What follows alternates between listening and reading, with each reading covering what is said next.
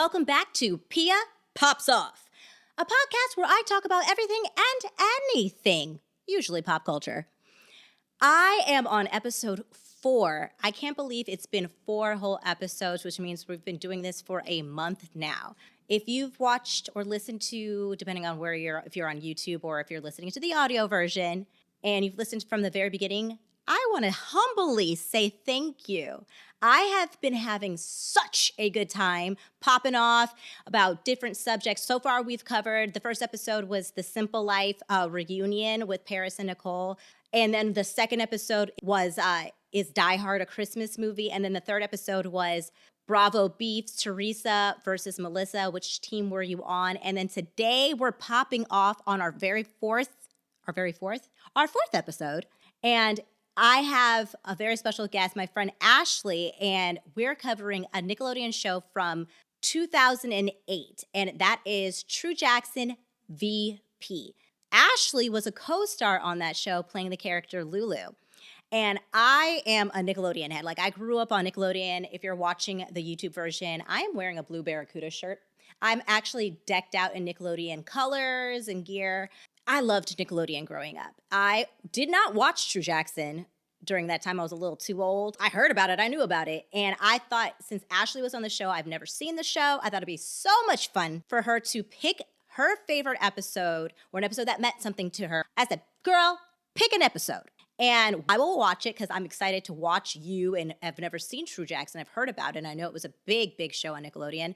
And we'll recap it, and then we'll also talk about how it was, being a child star, being on Nickelodeon, a huge network, and then what she's currently working on, because she's still currently acting and making amazing projects that she's self-producing and writing with her husband, Mick.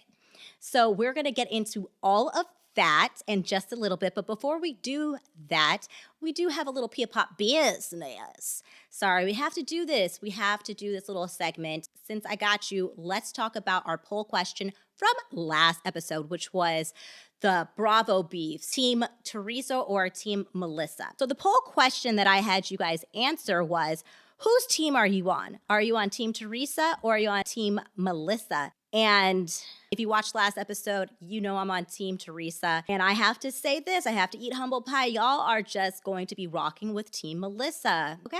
That's fine. That's fine. That's fair. That's why we have polls. I am not going to rig the election. The people have spoken. A pretty close race because it was 47% Melissa, Team Melissa, and then 35% Team Teresa, which, you know what? I'm not mad at those numbers. I did have some alternate, poll answers that you could go where I said neither, and 12% of you said you were Team neither, and then 7% of you, this one was just me personally thought it was funny if I put, is Gia an option, which is Teresa's daughter, who has the iconic song, Waking Up in the Morning. Thinking about so many things. 7% of you were just straight up on Team Gia. So I still think that the episode got us a perspective or built a bridge. So I am not mad at these numbers. And other news, since I got you here, can you do all the things for me, people? And you already know what all the things mean. If you're listening to this on audio, can you please rate me 5 stars and leave a really nice comment for me? And also follow the podcast, because all these little things help. My goal, I want to be super transparent about my intentions with this podcast. My goal is to become a full-time content producer, full-time podcaster. And I want to do this by summer.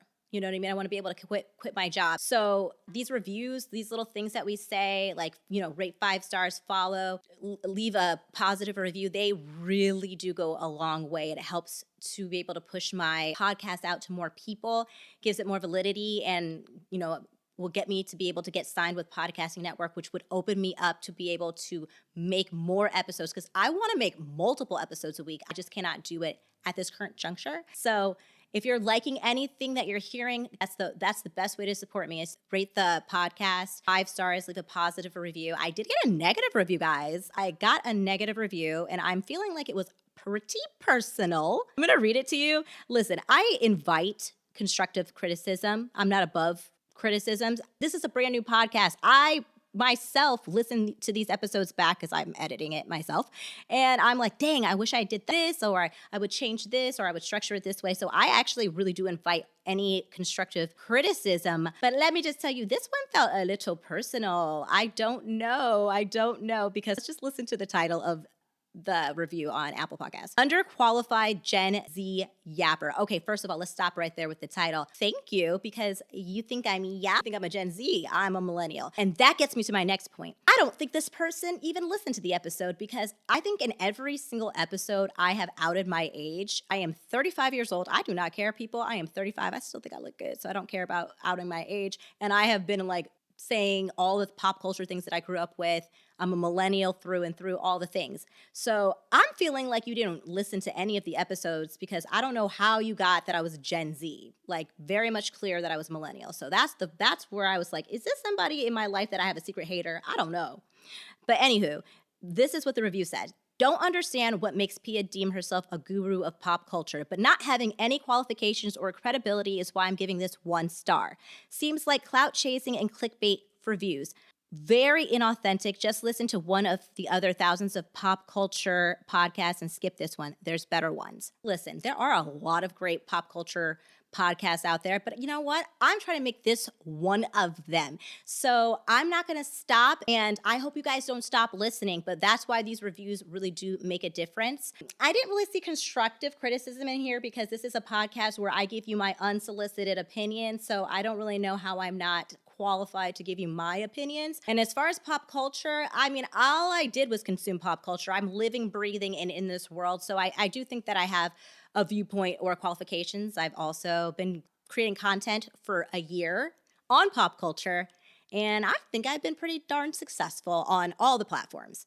So all that being said, I appreciate constructive criticism. If you have something specific like, hey man, I wish you would talk more about this, or I wish you didn't do that, be specific. I'm open and willing to change formats. This podcast is not just for me to clout chase or whatever the person said. I genuinely like talking with other people. And if you have any criticism from me, I am willing to take it, and I want to take it because I want to make this podcast for not just me, but I want to make this podcast for you. I said that in a very long-winded way. I promise you I'm not sensitive. I just thought that comment felt a little personal. Let me know if you think that comment was personal, okay? I don't know. Do I have a secret hater? And if you're watching this on YouTube, please remember to subscribe, hit the notification bell so you can see when these episodes drop, and like, and again, comment. This is a two-way street. I want to engage with you guys. I want to hear what you think about the episodes, or if you want to hear more about different things that you feel like you haven't heard many people talk about. If I feel like I can give you a perspective, I will. So let me know. You can always also email the pod at piapopcultureguru@gmail.com. All of anything you need to find, like my socials, links to my website, is all going to be notated in the show notes. So you can find them there always. All right, that was enough Pia Pops news. I swear I try to make it as short as possible. Oh my God, this is 9 minutes. We gotta cut that down. That's all we got for the Pia Pop news. Let's get into why you actually came here. Let's pop off with Ashley. Hi, Ashley. Oh, hello.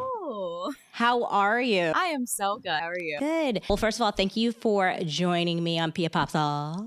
Duh, of course. I'm so honored. Well, I want the audience to get to know you if they don't already know you. So I asked you on, Ashley, because you were on, honestly, one of my favorite networks growing up. Nickelodeon.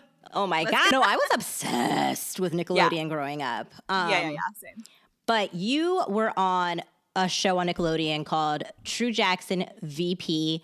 And that was on from, it said, according to the internets, 2008 to 2011. Yeah. Oh my gosh. Yeah, that's right. Oh my gosh. Right. I'm a little bit older than you. So my generation of Nickelodeon was just before True Jackson. Like I feel like I stopped watching Nickelodeon on a regular basis. I mean, I still kind of dabbled, but like around that time. So I didn't get to really watch True Jackson. True Jackson. Yeah. I knew I heard of True Jackson, but I just wasn't in that demographic anymore. Yeah. So I was excited to be able to watch it for the first time, which I had, by the way, enjoyed so much. Thanks. But I wanted to ask you, like, how long have you been acting? I've been acting since I was 5, and Okay. I got True Jackson when I was 15. So it had been a long time. And you're You know? from LA. Yeah, I grew up like an hour and a half outside of LA, so Okay. the Inland Empire area. Yeah. Okay.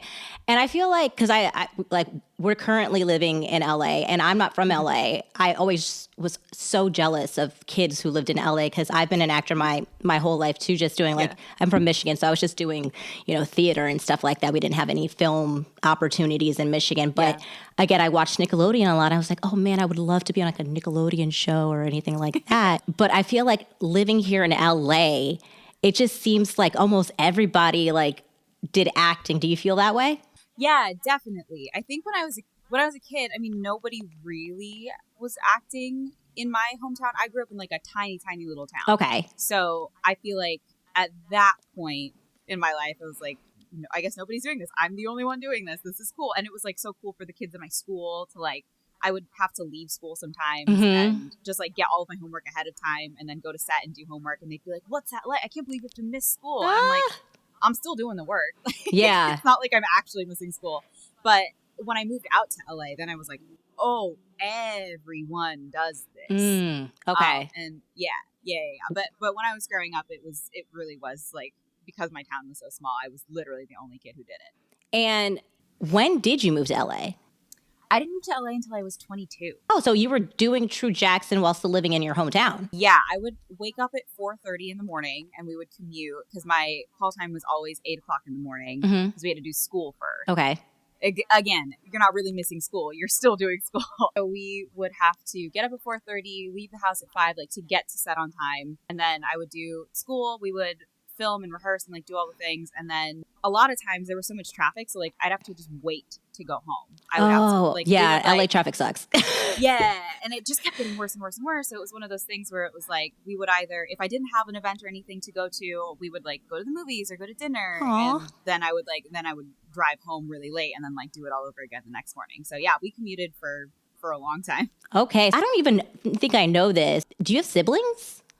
I have one older brother. He's 11 and a half years older than me. Yeah. Oh, okay. So was he in the house when you were doing a lot of this or already out of the house? He was in the house while I was doing a lot of this. Like he loved to come to like the Kids Choice Awards with me and like all these events and stuff with me. I was actually going to ask you that. So, since you brought it up, let's go right into that. So, okay. So we know you were on True Jackson VP, which being on Nickelodeon, if you watch the network, comes along with going to the Nickelodeon Kids Choice Awards, which always look incredibly fun. And I was going to say, like, I'm sure you went to that. How was that? Like, walk me through a day of going. Wow. Okay. It is, I mean, obviously they're like flagship event, right? For Nickelodeon. So it was a huge deal. I could be wrong about this. I feel like I worked every Kids Choice Award. So like either we did some sort of like fun dance promo before it. Okay. Or there was one year that I had to interview celebrities on the carpet with my co-star Matt Shively from True Jackson VP. So it always like felt like an even bigger event because we always had something else to do on top of the Kids Choice Awards. But a day in the life is like weeks before you have to like pick out your dress and pick out what you're gonna wear and like what you're gonna do. And then if you're doing some sort of like press thing or a commercial thing, like there was literally one year where we had to learn a dance that we were going to do with like one of the animated characters on the network. So, and it was a competition. Do you remember which character it was? I don't remember who my character was, who danced in my like thing, but I remember doing it with Leon Thomas from Victorious. Oh, yes, I know who that is. Yes. Yeah. And so we had to, I hope it was Leon. He was a part of it somehow. But we put this up and we had to like learn these dances. Girl, it was so long ago. We had to like learn these dances and then they showed it before the Kids Choice Awards and like a team won. I think it was Shively's team won probably, something like that. Okay. So it's like going head to head. Yeah, like always like fun competition, head to head. Like got it. it. A disco dance, like there was a hip hop dance, and then there was one other dance. Oh, so it was like it was kind of like almost a little mini Nickelodeon Dancing with the Stars. Yeah, almost type of situation. Yeah, and they're so great. They like do their best to make us look really, really good. I had never done a disco dance before in my life, but like that's the beauty of Nickelodeon. Like they kind of throw these things at you, and you're like, I mean, I'll try it, sure. But like you get up really early the days of the Kids Choice Awards, and you just like go, like you just go get ready. So it changed every year. We started it at I want to say it was UCLA first, at the big place in UCLA, and then we switched over to USC because they were doing construction at UCLA, so we couldn't do it there anymore. So we switched to the Galen Center. That's where they filmed the Kids Choice Awards? Yeah. I don't know. Yeah. I don't know why I thought it was just at Nickelodeon Studios. No. They couldn't hold all those people. No, you know what? Like now that I think about it, yeah, because I think the Nickelodeon Studios, if I'm not mistaken, is across. Where I have my car is at the what's it called? Chevy. Chevy, Chevrolet in Burbank. And I think there's the Nickelodeon Studios is across from there. That's the animation studios, yeah. Oh, okay. All right. Yeah, and it's, I mean, as much as I'm sure they would love to hold it there, they couldn't possibly hold all of those people. So we would go to either UCLA or USC. Sometimes there were some years where they would be like, okay, we're going to rent out like all of these hotel rooms for you guys, and you guys are going to get your hair and makeup done there. Or sometimes it would be like, you guys are kind of in charge of your own hair and makeup, so we'll have like sort of a home base for you, but if not, like we'll figure something out. So it was always like, get up early, go get your hair and makeup done. On the times that I worked the Kids Choice Awards, like the time at Shively and I hosted some of the carpet for the Kids Choice Awards, we had like huge binders to go through of like, okay, these are all the people you're going to see. These are the people who are nominated for awards. These are people that you're going to talk to about their TV shows. So it's all this homework that you have to do like while you're getting your hair and makeup done. There's a very tight schedule of like the carpet opens at this time. You're probably going to go around this time. The funny thing about the Kids Choice Awards is that you always have to have your credentials on you in order to go anywhere at the Kids Choice Awards. So to get on the carpet, you need them. To go into the Kids Choice Awards, you need them. But like, because we were part of Nickelodeon, there was always so much to do. So like we're walking the carpet, we're doing our interviews, you're interviewing other people. And there was one year that I forgot my credentials somewhere. Oh, and no. they wouldn't let me in to the carpet. Wait. So yeah. Did you do one of these? Do you know who I am? I wanted to, but I'm not that person. So I was like, it was one of those things I knew you did it. I knew you wouldn't. I would. I'd be like, this card today? I don't know. Well, did you get in though? I did, but it takes like, it's so hard. And I have to say that it like, I have to be grateful for it because they are just trying to keep people safe. Like they just don't want random people coming into the Kids Choice Awards. So of course they're going to be like, well, unless you have a ticket or your credentials, I can't let you in. But it took like, you have to find somebody from Nickelodeon who all the people, like all the executives at Nickelodeon are also working the event. So like, they're hard to find, and if you find them, they're probably running around getting something done. So it took just a lot of me being like, "Hello, hi, I'm sorry. Can I get some help?" I'm pretty sure one of my co-stars of True Jackson too, like just flat out couldn't get into the building because he couldn't find his ticket one year. Like no, it's so okay. Like, that would have made me mad. Yeah, I can look back at it and laugh now, but like in the moment, you're like, "Are you joking? Like this is? I think I would have for real right now." Well, I guess I'm thinking because it was 2008, 2011. I was like, I would have just pulled up my phone. Like, I'm here. I'm on this show. There was, I mean, it was always, it just feels like chaos. Like, it's the honest truth because there's just so much going on those days. So, like, after you go through hair and makeup and get changed, it's like being shot out of a rocket. Even if you're not working the Kids Choice Awards, it's just like that carpet. I don't know if you've ever seen photos of it, but like the red carpet for that, the orange carpet. The orange carpet, yes. Yeah. It's like it's huge. And there's media there from all over the world, which is so cool to see because you kind of realize like, oh my gosh, your show is being played literally everywhere, like all over the world. Yes. Our Kids Choice Award that we do have is from Switzerland. Like we won Best Show in Switzerland. Yeah. So they show it in all these different places and like you kind of look at the carpet ahead of you before you even walk it and you're like, oh my gosh, like this is wild. Like it really is a kid's dream come true. And also huge stars go to the Nickelodeon Choice Awards, like in the sense of like people who are not on the network. I mean, like Adam Sandler, Will Smith, you're mix and mingling with everybody. It's a huge event. Like I know it's a Kids Choice Awards, but I met Katy Perry at the Kids Choice Awards. I met Aerosmith at the Kids Choice Awards. Like all of these, I did not get to meet him, but Leonardo DiCaprio was at one of my Kids Choice Awards. So it's like you're correct. It's a fun event because you're with your friends all the time, which is Yeah. really cool. But also at the same time, you're like, oh my God, Leonardo DiCaprio is in the building, and I'm like breathing the same air as one of my favorite actors in the world, and it's so cool. And then after you walk the carpet, after all the chaos of the carpet, here's the thing. But when you first get invited to the Kids Choice Awards, you're like, oh my gosh, so cool. Like, this is awesome. I love this. And then you walk in and it's screaming kids. Like, thousands of screaming kids. So what I really remember from like my first Kids Choice Awards was not being able to hear anything. Really? I mostly remember like the Jonas Brothers who performed at the first KCA's Awards. Oh, stop. There's like a ton of performances typically. And then I just remember sitting there and being like, I can't hear a thing because everybody is just screaming at them. It's so interesting because I obviously remember watching it on TV as a kid and being like, I want to go and do that. And then you go and do it and you're like, this is so different than what you see on TV. But it was always so much fun. It was a chance to kind of like, I felt like it was a chance to kind of celebrate with all of our network mates every year. Yeah. It's like a little reunion. Really hard. Yeah. Like we worked really, really hard. So it was fun to be able to just kind of celebrate that moment every single year and be able to do that. And then they would always send us home with a gift, which was really cool. The one that I really remember is they sent us home with a foldable bicycle, like a branded Nickelodeon foldable bicycle. God. That is so cool. It reminds me of back in the day, they used to have these things that you could order like Nickelodeon magazine, and it would be like cool stuff like that in there, and then you just got like your cool swag bag of a foldable Nickelodeon bicycle. Really cool. Yeah, if I remember correctly, that year, it changed every year. This year, they had sent like cars for everybody to like get to the Kids Choice Awards. So they sent a car to the Inland Empire an hour and a half away to my house to go pick me up. And then I remember like leaving after the guy dropped us off after the Kids Choice Awards. He was like, there's a gift for you in the back of the car. And my dad just pulled out this like foldable bicycle that says Nickelodeon on the side. Yeah, I love something free.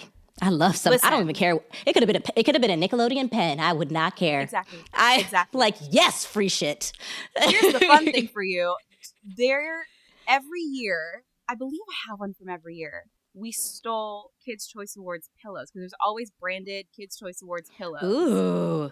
So that was my free swag every year. I either got them from the like pre-parties that we had, or I would get them from backstage of the actual Kids Choice Awards. But I'm pretty sure I have one from every single year that I went.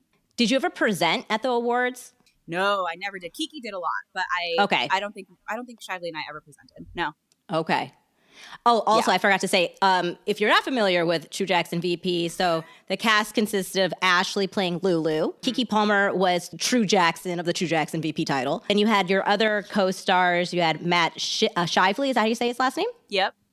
And then Robbie Amell. And in this particular episode that we're going to recap, we had Bobby J. Thompson on there, which that little kid was on so much stuff back then. I was watching. Yes, That's So Raven. He played the young on 30 Rock. What's his name? Oh, Tracy Morgan. Tracy Morgan. Yeah, he played the young Tracy Morgan. So when I was watching your episode that you picked, I was like, that little kid was on so much shit. I know. I looked him up too because I was just like, I can't tell you what I seen him on, but I know I seen that little boy, that little talkative boy on so many things being bad. His niche is being a bad little boy, but funny. Yeah. He did that on our show. Going back to Nickelodeon and your journey to Nickelodeon, what True Jackson VP is not the first thing that you booked, correct? Or was that your first big thing? What was your first? My first like big thing? It wasn't TV, but I did The Lion King when I was a kid. You just casually dropped that, Ashley. You need to know that you casually just dropped. I didn't. True Jackson wasn't. I just did a little production called The Lion King. I don't know if you heard of it. I toured with The Lion King as young Nala. Okay, and it was like a tour? Year. Yeah. That was like the first. I think that was the first big like both acting and singing thing I did. I had done some really big singing competitions a little bit before that, and then I did The Lion King after, and that kind of brought me back to acting because I started out as an actor like when I was 5, I was doing like mostly commercials and stuff, and then I kind of stopped that and was just singing for a long time. So I did a lot of singing competitions. I did Star Search, the Arsenio Hall Star Search, and then I competed at the Apollo for a year, something like that. And I Oh, don't it's know because it's a secret. if you keep doing well, you just keep getting asked back. Yeah, Is that how? Okay. yeah, basically. So I did the first competition was like in my hometown, and then I flew to New York, and then I if you won the competition every month, like you would just keep going back, and then the big one was at the end. And I ended up placing second at the big one, and then they asked me to come back and do just like a one-off performance at the Apollo, which was super fun. Like, I believe that was for like they do a thing called Star of Tomorrow, so it was nice because it was like way lower stakes. And like, if anybody is wondering if they still do the hook with little kids at the Apollo, they do, or they did at the time that I did it. So it was terrifying. First of all, yes. That show will literally train you for what the industry is of Hollywood, which is freaking horrible and mean. Yeah. But that show, they literally like encourage people to boo you. Like they were freaking mean. Yeah, but it was scary. But you know, like, and he's like hanging out in the wings. Like, it's not like he goes to his dressing room and then he's like, oh, I got to get out there. They're like, he's just waiting there with the hook to be like, are they going to boo you? Because I'm going to come out. So you're like, I'm 11 and I'm singing and I'm like, please don't come out and do this to me. Like, please let me get through the song. It was like honestly, the win was not winning the competition. It was just getting through your song and not getting booed off. I feel that. Yeah. I feel that. So I'm like, please do not bring that. I think I would have grabbed the hook. I think I would have just yanked that damn hook. Like, shit off of me. Still singing.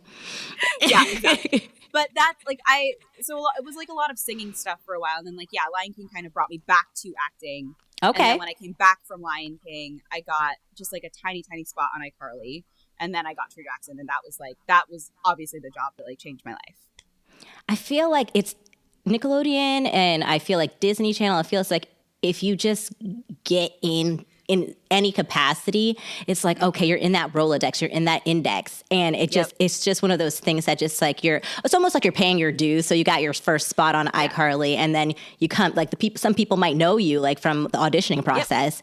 And then, you know, that helps you to get to that next step, which is booking a co-star. So that's the casting director of iCarly was our original casting director of True Jackson VP. So I ended up like, because she knew me from that, I got brought in for True Jackson VP, and that ended up like being the one, you know. What was the audition process for that?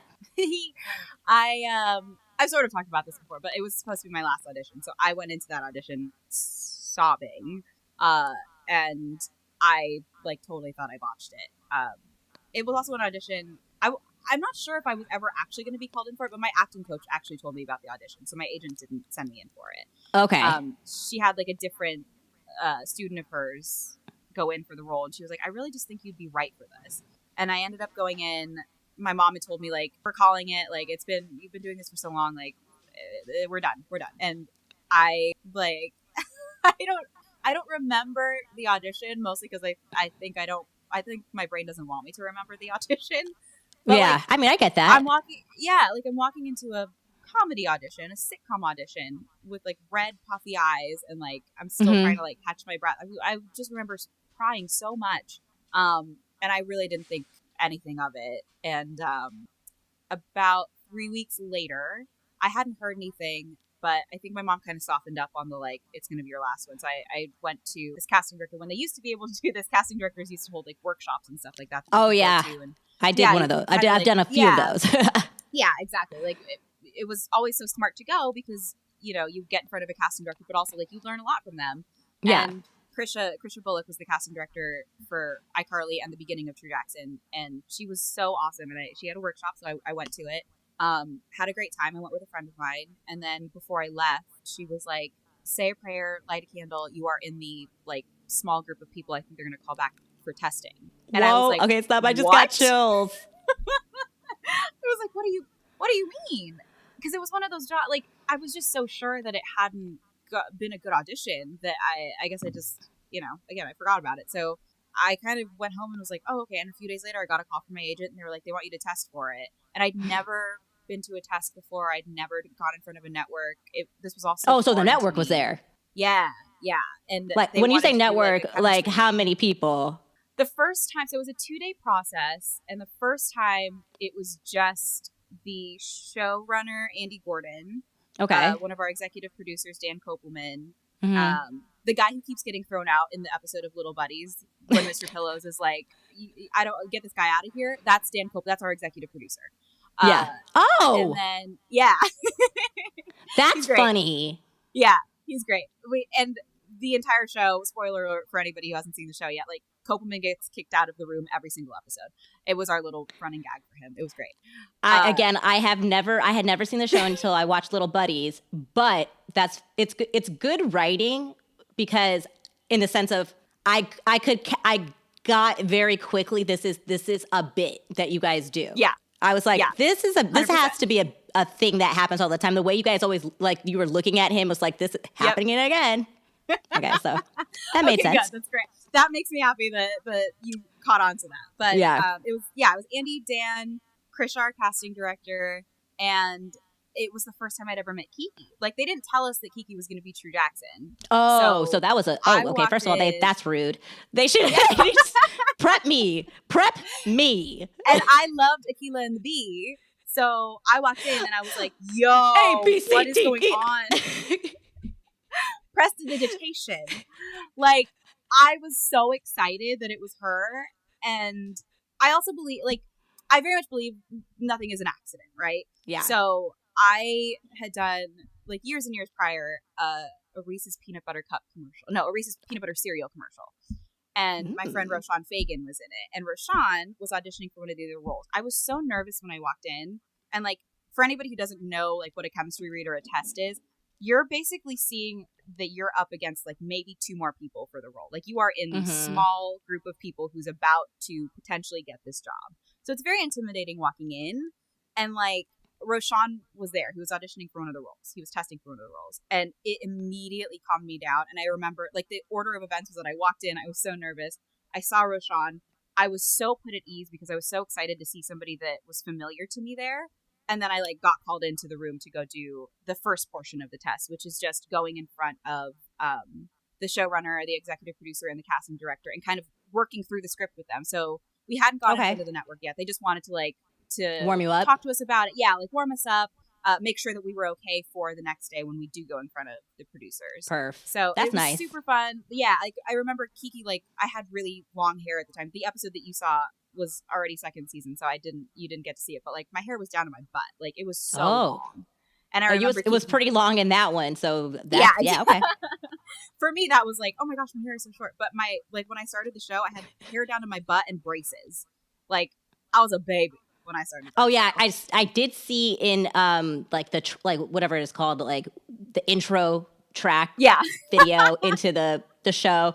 I did see a little flashback of braces. I was like, oh, you, like, literally grew up on TV, girl. Yeah, like, I was a we saw your teeth get straightened on TV.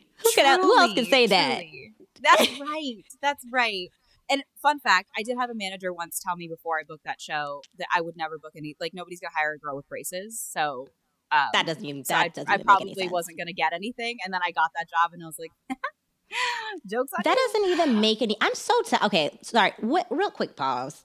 I am so tired of hearing the same stories over and over from these like really just out of touch, who are supposed to be the people that know everything, that are so knowledgeable about who can make it, and they just try to and this is why you can't listen to everybody, and and just know if it's meant for you, it's meant for you, and it's just as long as you're working hard and doing what you're supposed to do on your end, things will happen. It just sometimes happens later. And I've just heard so many stories of actors, like prime example, Sydney Sweeney from Euphoria. There was a very prominent a producer or whoever, or maybe it was a casting director, I'm not sure, who told her she would never be cast because she was not pretty enough. Insane. Never. She's one of the, like, deemed one of the most sexiest, like, people on TV. You know what I mean? And it's that's what you think, what your perception of what is beautiful or what is sexy or whatever is, or what is relatable. Like, you're a child. It's not like, maybe if you were going in to play, like, Jessica Rabbit. Like you're 14, 15, going to on a literal kids network television show. Why would braces not be something that a kid would have? Like that's every kid would relate to the fact that there's I have braces. There's somebody on the TV that looks like me. Yeah, exactly. And I think our casting director, I got so lucky with our casting director because I'm still friends with her to this day. So she's always been so adamant. She's also casted like every show you watch. So all that, the Amanda show, like she has casted all of that stuff. So she knows. And she's so good about hiring kids that look like kids because that's what kids want to see on TV. They just want to see themselves on TV. So to her, it didn't matter that I had braces. Was I the funniest person for the role? Yes. Great. You got the role. Like that's all she cared about. And I'm so grateful that she did that because I had in my head, obviously this person that told me that, like I had it in my head as a child. Like you hear that and you're like, okay, so I'm probably not going to get this job. So for her to be like, no, the braces don't matter was such a huge deal. And also for like our producers and stuff to just look past that and be like, no, she was really funny. Like we want to hire her. The braces, like we can't even see the braces. We don't care about that. Was really, really cool. I really appreciated that. You should have sent them a DVD copy. Just like she's seen the show. It's okay. I made it. Everybody made it out alive. It's all good. Yes. But so and then you ended up booking it. And I ended up booking it. And it ran, True Jackson VP ran for 3 seasons? Yes. So we in my head, it's always going to be 2 seasons because we shot the first season and then we started season 2 and then halfway through that, they picked us up for a ton more episodes. So we shot season 2 all at one time. I believe it was like, we worked for a year and a month straight on the 2nd/3rd season of True Jackson VP. So it was a marathon for us. But yes, they ended up splitting it up into 3 seasons for us. Okay. Yeah. And so you make it on True Jackson VP. What is like how does one do an episode? How do you get your script, rehearsals? How does that work? So we would get our script. If I'm remembering, again, this was a long time ago. If I'm remembering correctly, we used to get our scripts like the Friday before, or like that, or over the weekend at some point. On Monday, after Kiki and I do some school, we would go do a table read. And the whole, like, there's people from the network there. There's all the producers, the writers, like everybody gets to hear it out loud for the first time. Our director is there. And we kind of hear it out loud. If there are scenes that aren't really going to change, then we end up kind of blocking a little bit of those scenes on Monday. But Monday was always like our easy day, you know? Okay. And then we would do on Tuesday, we would kind of more solidly block the scenes. We would usually get like a new script that morning, either the night before or that morning. And then we would block the scenes and then do a run through of the entire show, top to bottom, for our producers, just so they could see if there are any rewrites. Wednesday, another script in the morning, like another new script in the morning, more rehearsal. So if anything has changed in the scenes that we blocked, we make those changes. And then we do a network run through. So it's a chance for Nickelodeon to come in and say, like, we really liked this. Maybe this doesn't do too much for the network. Maybe we change that. Or like, we really want more of this in the episode. So that's kind of their opportunity to come in and make their notes. And then Thursday, we do all the pre-shooting, which is Fridays, we did a live audience. So anything we couldn't shoot. Okay. So you did film a portion with a live audience. Yeah. Okay. Yeah. So we would do Thursday, like we had 2 stages at Paramount. So it was stage 25 and stage 26. So a lot of like stage 26 would be, we did an episode where like we went to Paris. So like we shot all those episodes in 26. Like we did an episode where we went to Peru, shot that in 26. And then on Friday, we do kind of a camera blocking rehearsal so that by the time the audience comes in, we're not like figuring out what to do with cameras. So the morning is kind of easy that day. And then it really, it feels like a theater show. Like it feels like a live stage. That's nice. Yeah, so like they'll do casting, the audience will come in, we'll do cast introductions, and then we do the episode in order at that point. So if we pre-recorded the episode, like a beginning of the episode, they'll show that, and then we'll do our live scene for the audience. So we can kind of, it's really cool because you can kind of get, you just get live feedback. So if there's a joke that we thought worked and it was really funny to us, but the audience doesn't laugh at it, then something went wrong. Like sometimes we'll try it one more time, and if the audience is really like, that's not really funny, then the writers are like, they're right there. They will come in and be do they rewrite on the spot? Yeah. Oh. Yeah. So it was a great class, and just like, you know, you have to memorize improv. You have to know what you're doing. Yeah, but you gotta like, if they're coming in with a change, you got to be like, okay, cool. I gotta make this change very quickly. So it was so much fun because I started in theater, so it was fun to kind of have that feeling every week of like we're doing a show in front of a live audience and like getting all of this feedback from them right in that moment. And then literally just do it again the next week. So we did 3 episodes on and then a week off so we could go and rest and be normal people for a little while. Nice. Yeah. It was great.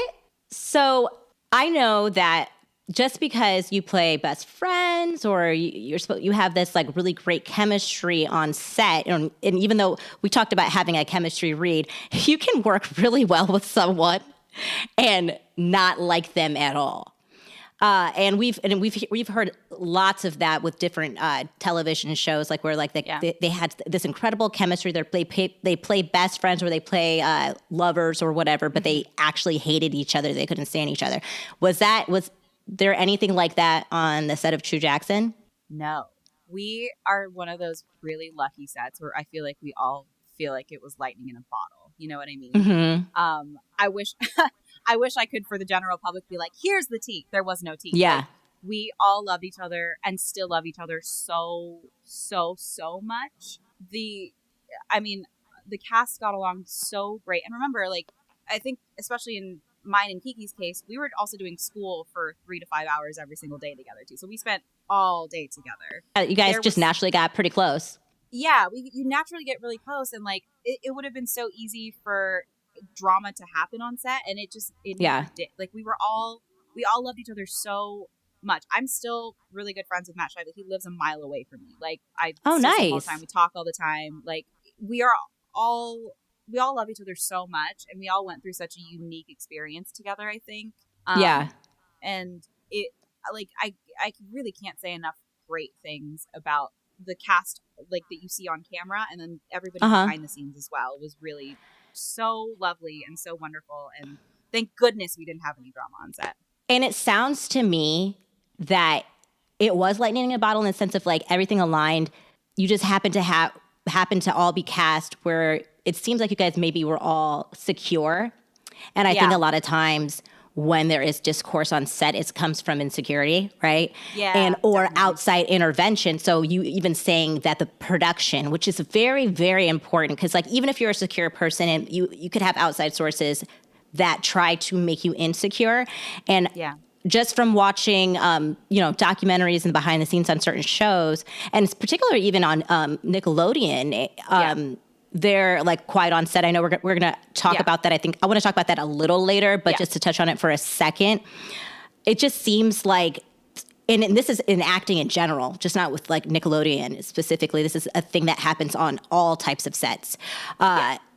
The pitting against each other and making it into a competition. And I think it makes it sometimes impossible for people who could have been friends to become friends because you feel like that's your direct competition. But it feels like your set made it very clear that this is a family and it only works if everybody is working together. So that is lucky, because I don't think that is a common thing on a lot of sets, unfortunately. I will segue that into a story about Kiki and her mom. So Kiki signed with a different, for her, it's a good story. Okay. Kiki signed with a different record label than the one that we had at Nickelodeon. And there was a point during my tenure at Nickelodeon and on True Jackson where like we were trying to see like if I would get signed to the Nickelodeon record label.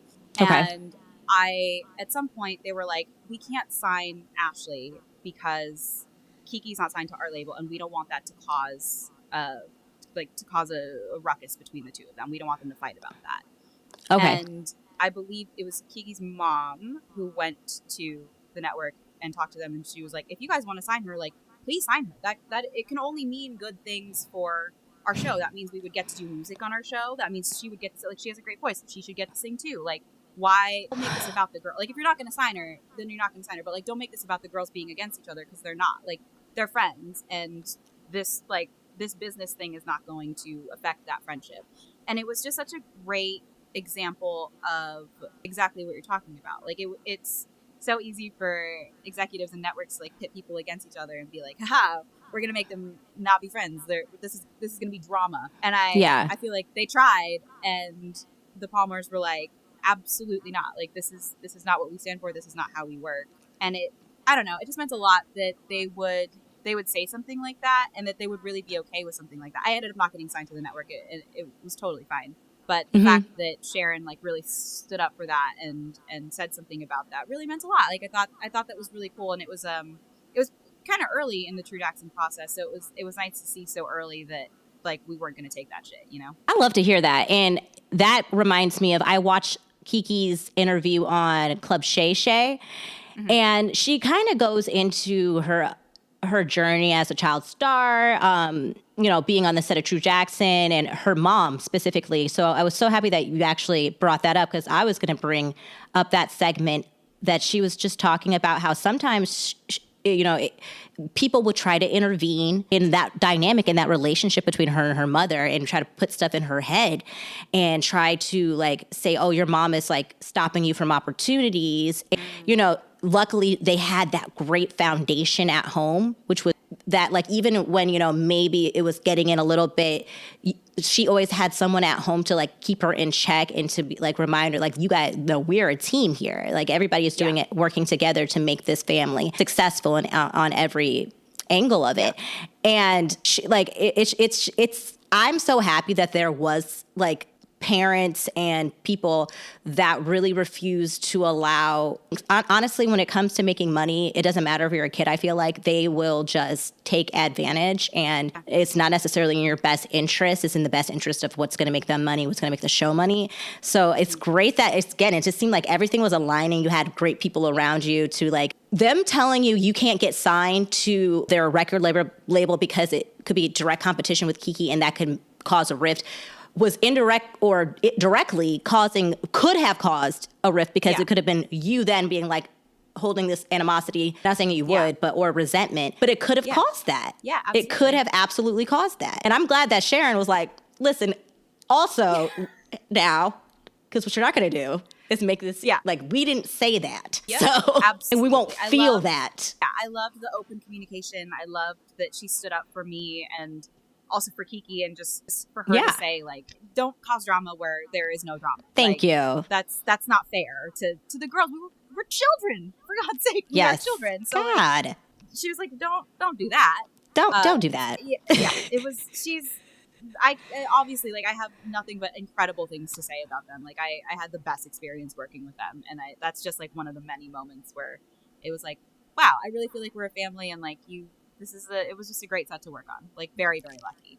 And because I know that it seems like when you're in a part of a network like that, like Nickelodeon or even Disney Channel, I know for me, when I would watch the shows, it seemed like you guys, it didn't matter if you weren't on the same show, it almost seemed like you guys were in some type of club. Like, there was Club Nickelodeon, obviously, and then there was Club Disney. And I always wanted to know, because I used to, like, I'm like one generation before your generation. So for me, I remember like the Selena Gomez and Miley Cyrus beef, and like Selena was on Disney, and was it right? Yep. Was it Selena? Yeah, Selena's show Wizard of Waverly Place was on Disney, and then Hannah Montana was on Nickelodeon, and obviously boy drama. So in your generation, was there anything like that, or was it you just kind of was in a pocket of time where everybody was just getting along? I feel like it was in a pocket of time where everybody was totally fine. Like, I can't remember any drama like that. And then in regards to like the Nickelodeon versus Disney, like, my best friend was on the Disney Channel. Who's your best friend? Who was your best friend? My best friend is Rainey Rodriguez. She was on a show called Austin and Ally. So, I heard about that show. Okay. And it's so funny because people are always like, oh, there must be beef. And I'm like, so that's my best friend. Like, she was the maid of honor at my wedding. So. Oh, okay. So we're still friends. We're still friends. Oh, besties forever. Yeah. Like, we are still the best of friends. Like, she's the greatest. And her brother is like best friends with my husband. So, like, we're good. Oh. Everything is, but it makes me laugh because people are always like, the beef. And maybe there's like, if there's beef, it's like, the networks just want to outdo each other, obviously. Right. Like, of course, one wants to do better. It was corporate beef. It was corporate beef. But like, in terms of the kids, it was like, I don't know, we were all we all went to the same events. Like we all Yeah. saw each other around. We were all shooting around the same time in the same place. So there was, at least I'll speak for myself, at least on my end, like there was no beef anywhere. You're like, did anybody dislike me? Did I not pick up I on know. it? I'm like, am I the drama? Like, hold on. Am I the drama? No, you were unbothered. Yes. And then, okay, so no beefs. We love No. that. We love that for Love. you. Because that kept you unscathed. Correct. Were there any like love connections? Did you end up dating anybody while you were on Nickelodeon or any kind No, of, like, God, my because I mom feel like in would've- theater, like, you know, you do a play, everybody, like, there's always that one Yeah. showmance romance. There's always a showman. Sadly for me on Nickelodeon, there was no showman.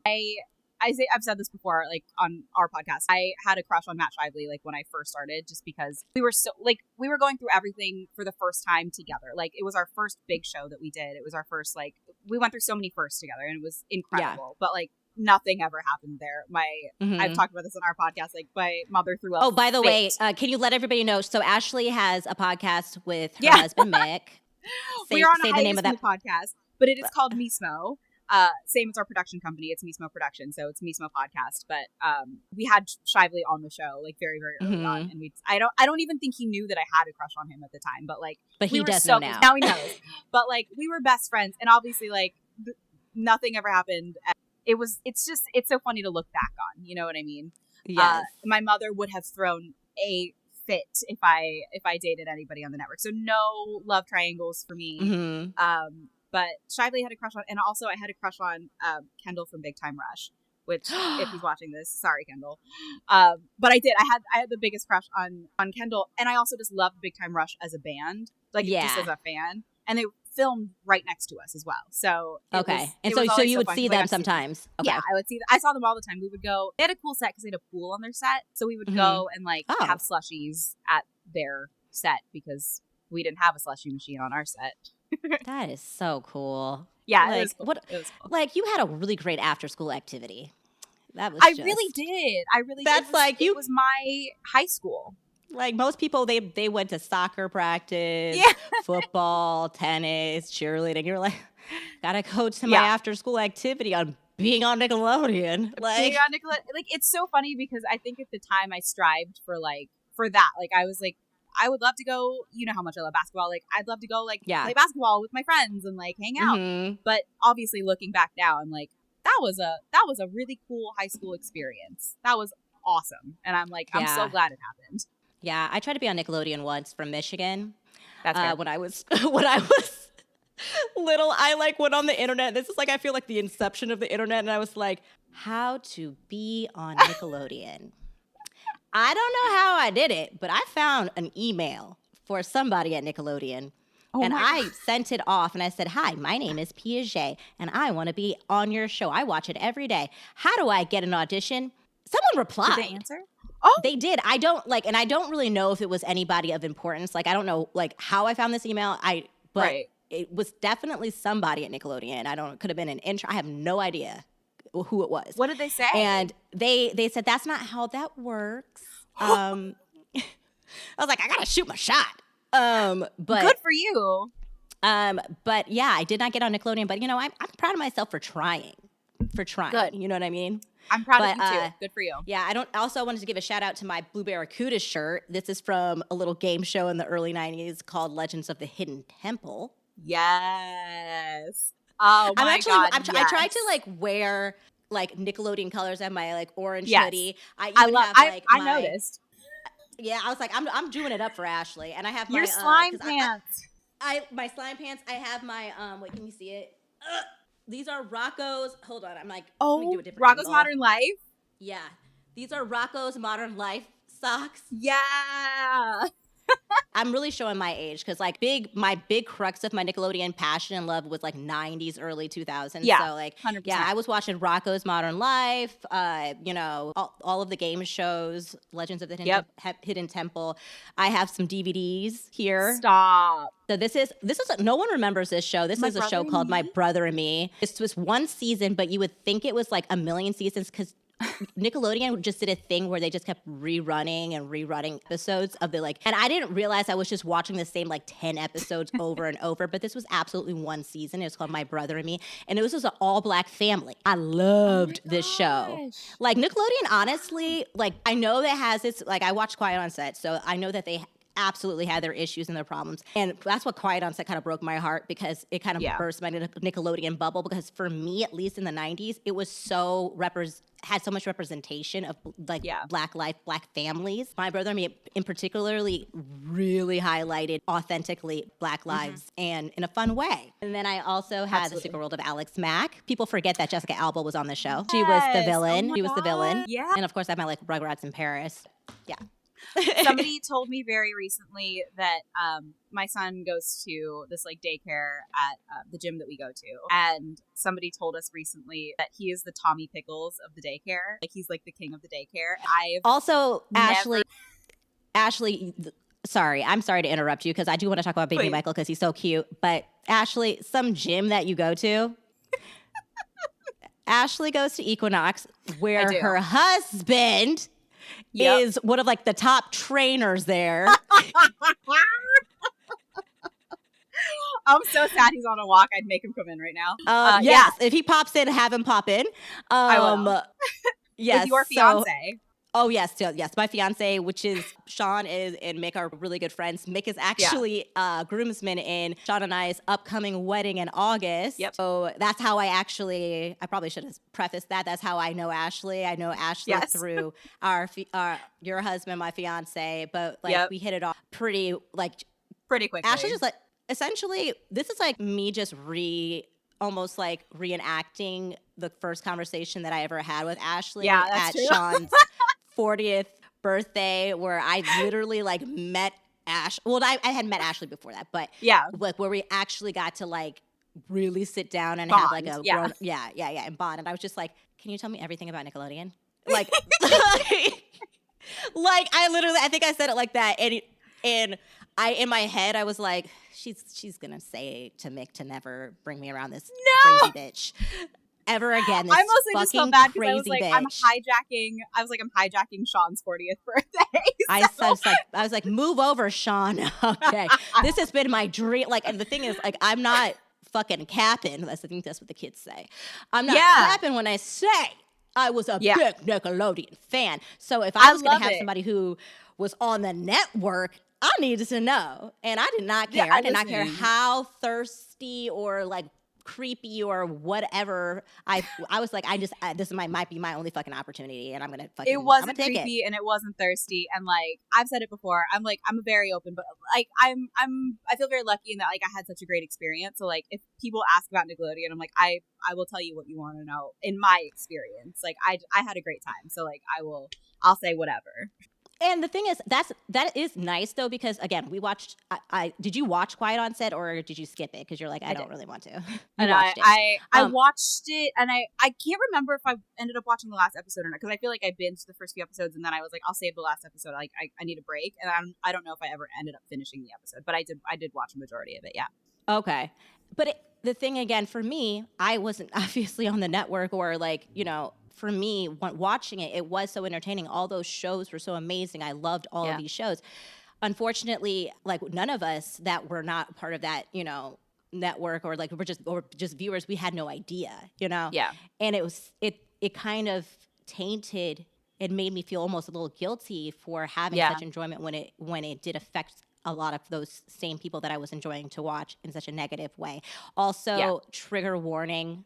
I do want to say that at some point when we do start talking about Quiet on Set, it does involve, talks of sexual assault and things of that nature. So if that is going to be triggering for you, please skip ahead. I'll put timestamps. But I'm glad to talk to you because, you had a really good experience, which I think that is also valid to be able to get to really talk and enjoy your experience.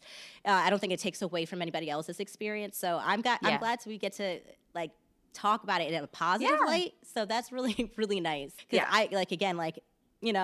it did bring me so much enjoyment watching the network. And even though I wasn't watching your show at the time, the excitement that I got, because when I was like thinking about different episodes that we could do, and I want to talk to people that are actually in my life, or that I know in some capacity, and I want to highlight them and just chat. And you're one of the people I love to chat with. You're so funny, and you allow people to be themselves, and it's just like I just knew it would be a really fun chat. I was like, oh man, like I wonder if she would want to talk about Nickelodeon. You know what I mean? And I was like, I haven't watched True Jackson. So I was like, I wonder if she would want to like pick her favorite episode, and then I get to watch it. Secretly, that was it just hard. Gives me okay, so we're going to talk about, this is going to segue into talking about the episode that Ashley picked, which was, by the way, the internet's fucking rude. So when you sent it over, you told me that the episode was season 2. I think you said episode 6, and the episode title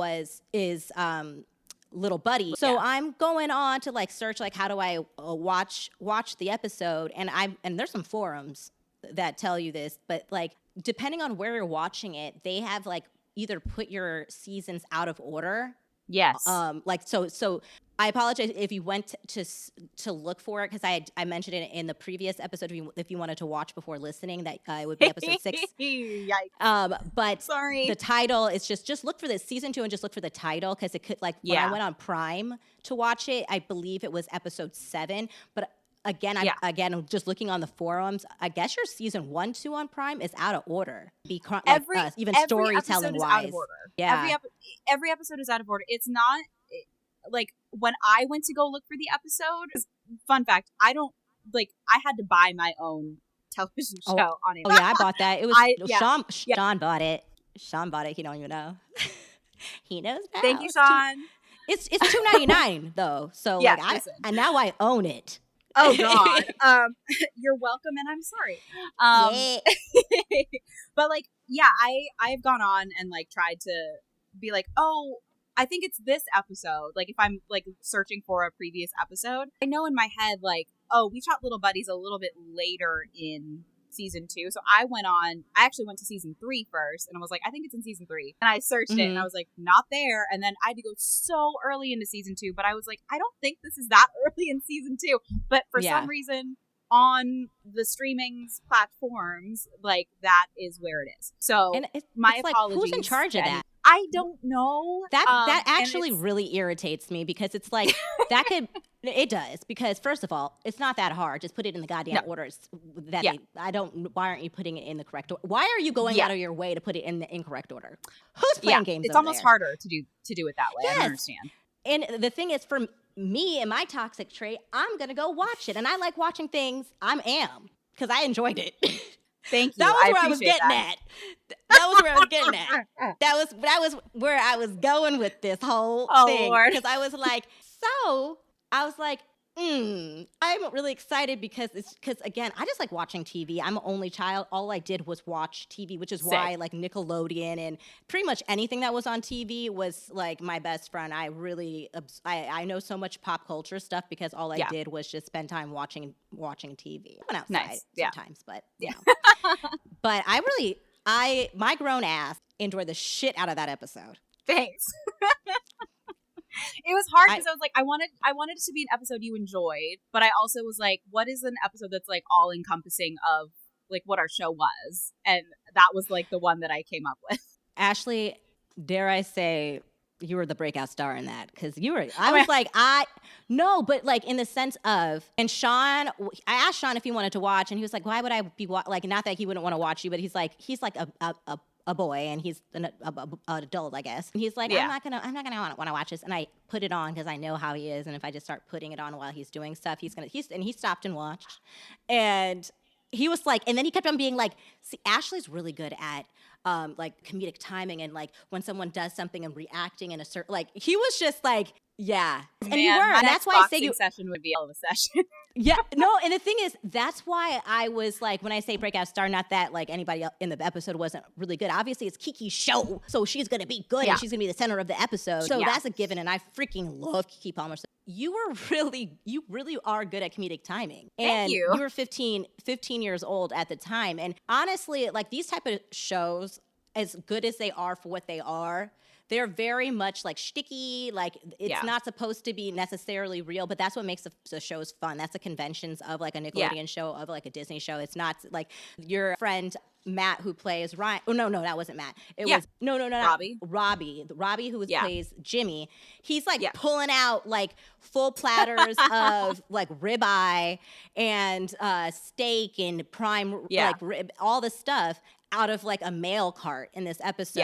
And it's like full like on silver platters, like prepped ready like you would get at a Michelin star restaurant. And he keeps pulling them out as if there could possibly be any room for all of those like trays in there. You know that's not, you know, that's not actually happening, but it's, you accept it because it's a convention of the episode. And it's funny and I love it. And I was like, I don't want realism here. And so that's what I just kind of like, it took me back to my childhood and just like simpler times where we didn't like overanalyze every freaking episode of every show. And it has to be like this deep thing. It's like, I'm just trying to have fun and enjoy. And these people are my friends now. And now your cat, like you don't know, but your whole cast is my friend now. Because I'm gonna go back and watch. Yeah. I hope you enjoy. No, it's. I'm really excited. It was just a fun episode too, and it also you could tell. Let's just get into the episode. So the episode is called Little Buddies, and the premise of the episode is that you know,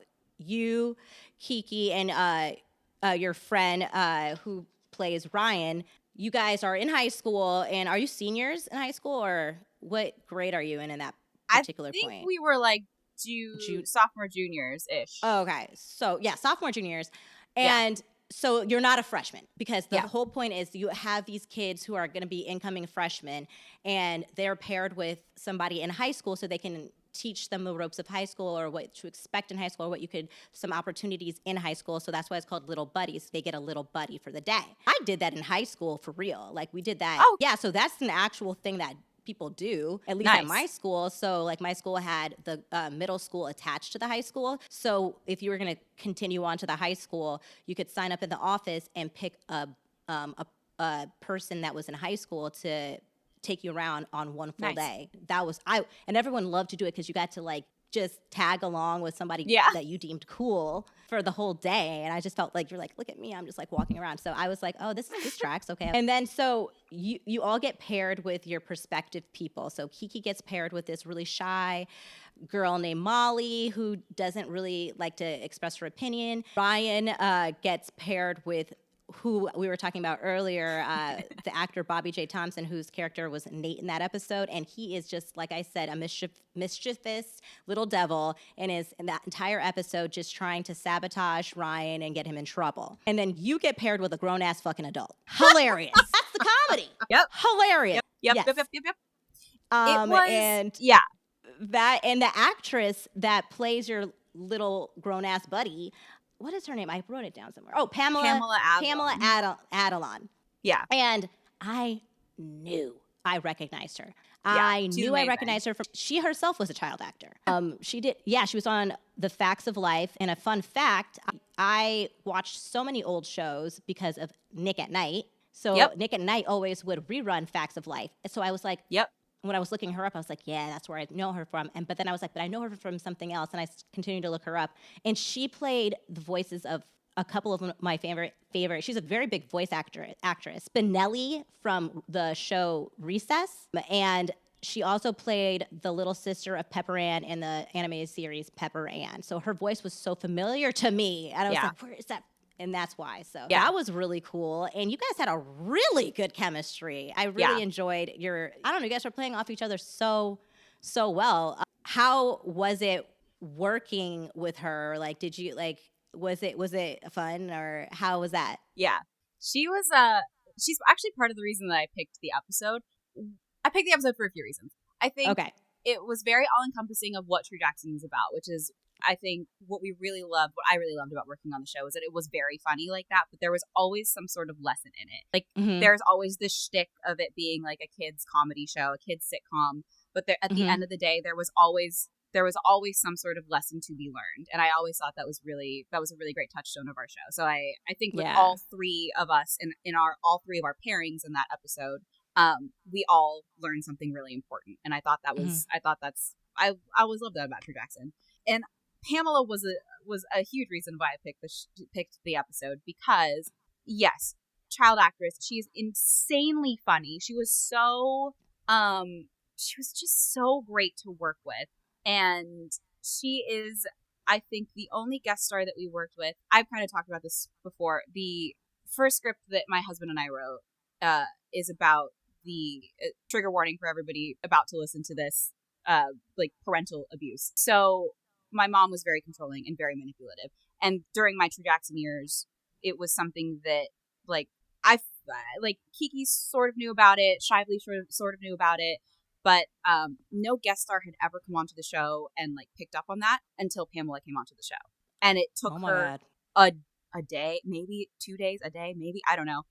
She just picked up on it so quickly, and it was something that like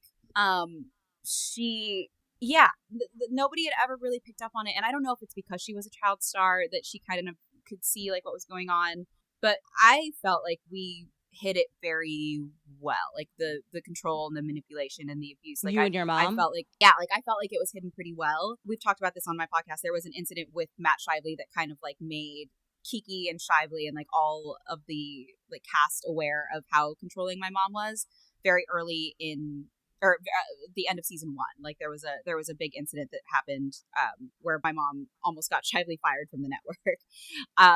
And that's kind of like the only time that everybody was like, oh, like something is going on there. And so we did season 2, and it was fine, and it was fine, and it was fine. And then Pamela came on the show, and I was telling my husband this. I can't remember what happened that made Pamela go, something's going on here. But something had to have happened. I don't know if like my mom like made a comment about something, or I don't know what it was. But she just picked up on it, and she was like, there's something here. Like, are you okay?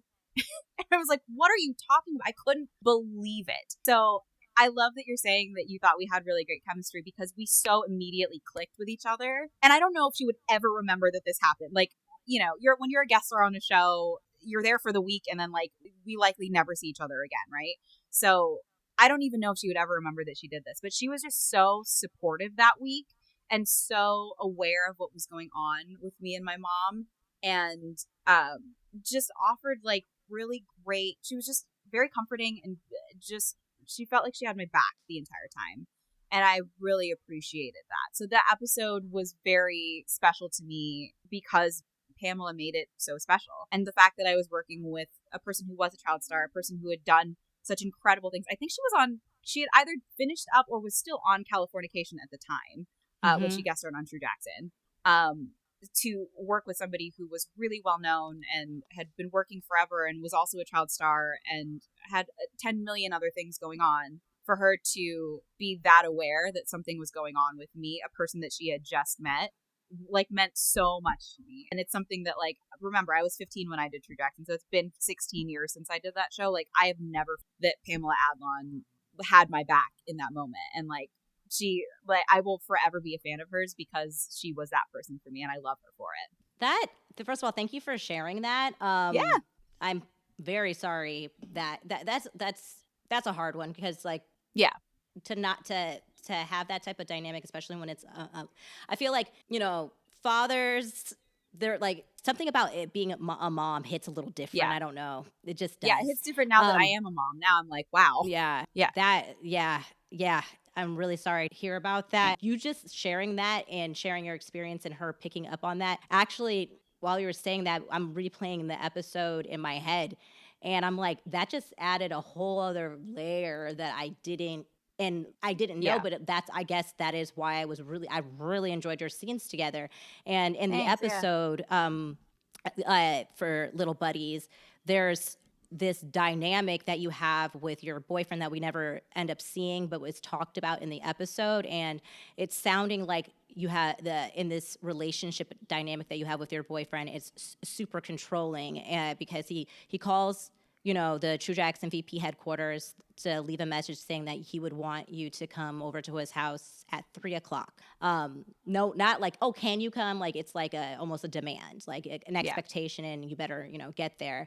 And it's not that like crazy in the beginning, but that's how generally these type of like abusive or controlling relationships Yeah. work. Like it's a build. You don't necessarily realize you're being conditioned to be built to be treated that way. Yeah. And your little buddy, your grown ass adult buddy, Pamela Adlon's character, she's picking up on these little things, and it's almost like she's trying to, without you realizing, show you that you are in control of your own life. You can have a boyfriend, and that's fun and all, that's great, but he doesn't have to control you, and it needs to be, you're able to do things that you want to do, because like she asked you want to go, in the episode she says, oh, let's go get our hair done, and you're like, oh, that sounds great, but then you like that moment you're like, oh crap, I can't, because my boyfriend might call, and you're like, okay, so what? She's like, whatever, who cares? Can't he just call your cell phone? Don't you have a cell phone? And you're like, I mean, I guess, but wouldn't want for him to have to go through the trouble of dialing 2 different numbers. And she's like, no, girl, we're not doing that. We're going to go. And almost a relief. You look like you have a relief. Like, because that is what I want to do. It's not like her forcing you to do something you don't want to do. You did want to do that, and she recognized that. And she's like, do what you want to do. Then it happens again in the episode when you get back. The receptionist is like, oh, weren't you supposed to go meet your boyfriend at 3? It's like 3:30. You start panicking because you already know in your head, oh, he's going to be pissed because it's probably something you've dealt with. And she says to you, like, essentially, like, you don't have to, like, she gives an anecdote about, like, her going off and just doing what a boy wants, and that's why she's back. And then back to what you said, these life lessons. Like, so the show is funny, it's quirky. That character's funny and quirky, but she's not dumb, because at the end of the day, this character is actually not a dumb character, although she, on the surface, you could, or on the page, it might read that way. But the reason why she's back in high school is not just to be funny, not just for, like, a bit on the show. It's because we find out that she, when she was younger, dropped out of high school, followed a guy around the world, and then went into another relationship following that person until she couldn't follow anybody else, and there was nothing left. And now she's coming back to regain control of her life. They do that and mask it in a very fun, kid-friendly way, but again, there was always that kind of lesson. Yeah. And then to put on the layer that the actress, separate from the character, was almost doing that, mirroring that in your actual life during that time, is really powerful. Like, she was just amazing. And I have racked my brain. When I rewatched the episode, I was like, I wonder if that'll, like, make me remember what happened that week, that she would even pick up on anything. But I just can't remember what it is. But whatever it was, I just remember her. And I remember Kiki too being like, wait, you see this? Like, this is happening. Like, this is who her mom is. I just remember being like, whoa, this is the first person who hasn't known me for more than a year, right? Who can kind of, like, pick up on what's going on. It just meant so much that she was like a person who was there for me. And then I literally, like, I have not seen her, like, since we filmed that episode, but it just meant so much to me that she was there. And, like, it was a cool episode to shoot for me personally, because of all of that, because the storylines were so parallel. She was great. And also, I think, just speaking to the fact that there was always a lesson at the end of an episode, and everything was always masked in that way. It was always super fun and kid friendly, and then at the end they, like, hit you with that life lesson, and you're like, damn, that is true. That's really good. We got really lucky because all of our showrunner and our producers and our writers were all from network shows at the time. That makes sense. So originally, what you haven't seen in True Jackson is that the first season we don't go to school at all. We are only in the office. So the whole thing is about these kids having to be in an adult workplace. And in the second season is when we start going to school, because we wanted to bring more of a kid aspect into it. But I remember a lot of the time Nickelodeon would be like, can you guys get some more, like, kid guest stars in here? And it was because all of our bosses were basically, like, from network shows, and all of our guest stars were adults. They were amazing actors, and, like, it was really, really cool to get to work with adults all the time. But, like, this episode was kind of reminiscent of, like, what True Jackson became, which was we had really awesome, like, older guest stars on the show. But we also had kids with us in high school that were super fun. Like, we had, like, other Nickelodeon stars on our show, and we had people like Pamela Adlon, people like, Tom Kenny guest starred on our show, who's the voice of SpongeBob. who was awesome. I loved working with him. Wendy Mallett guest starred on our show. There are so many people that like I watch now on TV or in movies, and I'm like, oh yeah, you were on True Jackson. Like that's so cool. That is cool. Yeah. Well, so I don't want to like linger too much on, talking about your mom, because I don't want it to, pry too much into that. But it did I had in my notes actually, this actually might be a great way to segue into Quiet on Set. Sure. So I was going to talk about some of the darker, it literally is called Quiet on Set, the dark side of kids TV. Yeah. And thank goodness True Jackson was not affected in that way. But there were some shows, specifically Dan Schneider's shows, that seemed to have, unfortunately, this like dark shadow over them, and it did not provide a safe environment for the kids that were on the show. And I know one person in particular that had been really outspoken about that was Jennette.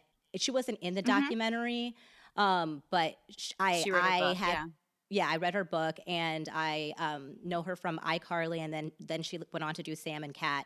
And I think it was probably during Sam and Cat, I think that's when she experienced the most of the, abuse, whether emotional, more so. I think hers was more emotional abuse from allegedly Dan Schneider and others maybe. But also in her book, she also talks about having a narcissistic mother. Her book is literally called I'm Glad My Mom Died. Yeah. Did you ever meet Jennette when you were at Nickelodeon during your time? Yeah, we were actually really close when we were growing up. Okay. I will preface this. I haven't talked to her in years. There's no bad blood here at all. Right. But yeah, we were really close on the network growing up. We both played the best friend on our show. So she was the best friend on iCarly. I was the best friend on True Jackson. And she was so great. She guest starred on True Jackson. I met her obviously when I did iCarly before I even did True Jackson, and I really hit it off with her and Nathan and everyone. And yeah, it was really interesting hearing her story. I feel like our stories are very different in a lot of ways, but very similar with our moms, I think. And yeah, we kind of grew apart after the True Jackson era of my life. And maybe like some touchstones here and there, just kind of checking in. But like, I definitely feel for her story in regards to her mom and what she went through there. And what's so crazy is that we were close when we were growing up, and neither of us had any idea. That was going to be what my question was. Did you pick up on any of that I don't know if you ever met her mom or any of that, but yeah, I met her mom. I knew her mom. My mom and her mom were great friends, which now is very ironic. Yeah, they were. Wow. It was interesting when she wrote the book, and I know she did like a one-woman show here as well. Oh, I didn't know that. Yeah, I think she did a one-woman show of it.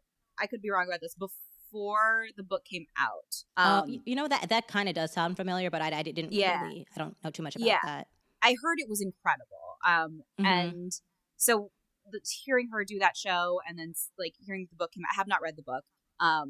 That's by design, because I just from what I have heard about the book, it feels so similar to my situation with my mom that I was kind of like, you know what, I'll read that at another time when I'm ready to read it, But it is so interesting to me that that we really went through a lot of the same things with our moms, and we just had no idea. And I don't know if it's because we were so young and we were just like kind of excited to find a friend that like we really connected with and got along with, or if maybe we did feel like something was going on but like kind of turned a blind eye to it. I don't know what it was, but yeah, we just never knew. I'm wondering if like almost because you had such a parallel experience when it came to the dynamics with your moms, if it was almost kind of canceled each other out, that like you couldn't see the others because like you guys were probably doing this, like it seemed like, I don't know, I'm being very presumptuous here, like a lot of hiding or like maybe like not even like trying to like suppress feelings because of survival mode or however to just get through the day. And I'm wondering if it almost can't, like, because you're both doing the almost probably similar things, and so you're exactly. Not, think, you know what I mean? I think we were honestly just so excited. I'll speak for myself. I obviously can't speak for Jennette at all, but I was so excited. I also grew up Mormon. Like we were so similar. I know. Oh. And it's not something we really talked about publicly, especially the two of us at the time. But Mm. I remember I had posted something on like my personal Facebook about being Mormon, and then she messaged me and was like, "Oh my gosh, I'm Mormon too," but like we don't talk. We don't, obviously haven't said anything. And we immediately bonded over that because how many kids on our network were Mormon? Probably just us two. Okay. And so we bonded over growing up Mormon together, and then our like moms became really close. And then I think it was one of those things where I feel like we're going through the same thing, and we maybe masked it in a similar way with comedy and with like burying ourselves in our work and all that stuff.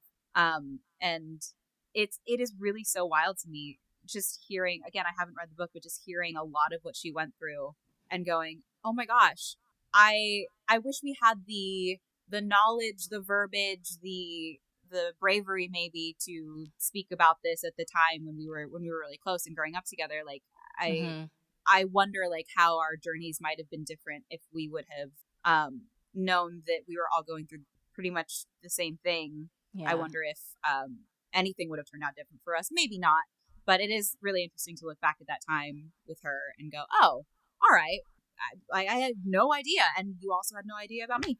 Right. You really don't know what people like. It's so crazy. You interact with people that it goes to the point of always, please be kind to people. You really do not know what they're dealing with. Yeah. People do not show things in the same way. They just don't. Yeah. And it seems like going through like Quiet on Set, that would happen so often, like where, people just were not either picking up on the sign. Oh, like for example, like Drake Bell, like he was highlighted. I think it was more so episode 3 of Quiet on Set. Yeah. And it took his girlfriend. It's always like a parent or like a mom that it took his girlfriend at the time's mother to realize the strange behavior that was happening with, I forget the guy's name at this point.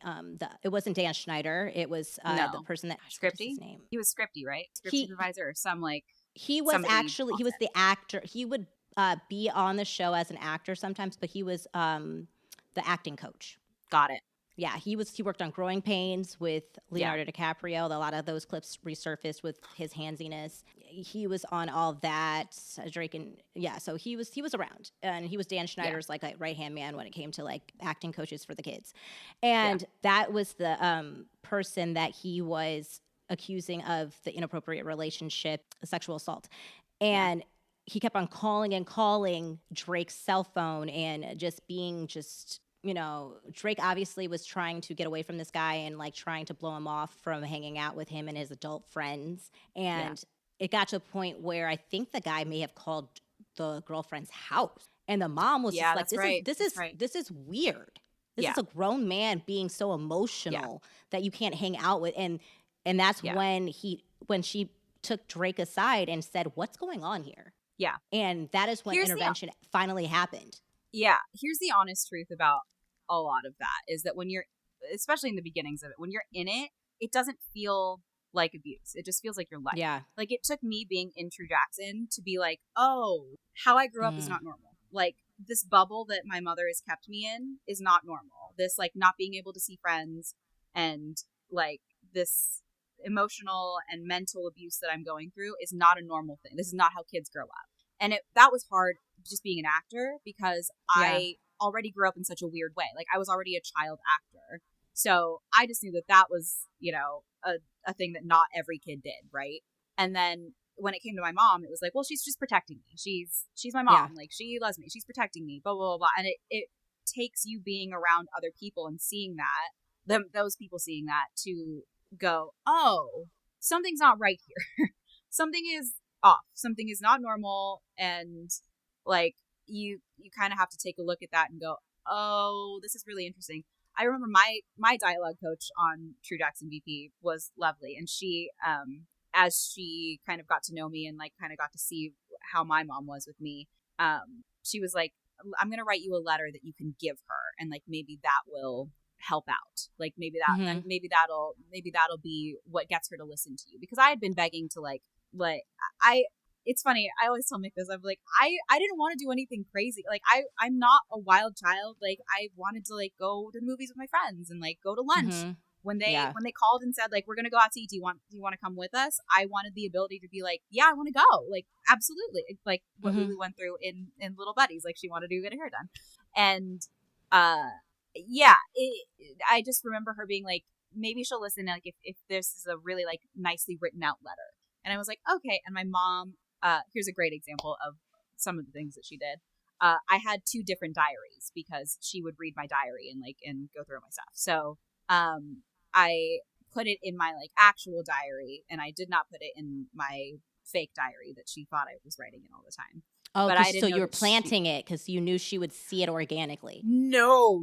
Oh, I put it in the actual diary, and I assumed that she was reading the decoy diary because I was like, oh, I know that I you're going see, through this I shit. see. Yeah, Oh, I was like, I know that you're going through this okay. shit. I'm gonna put this in a different diary so that you don't see this until I'm ready for you to see it. But she found the real diary, and she looked through that. She looked through the letter.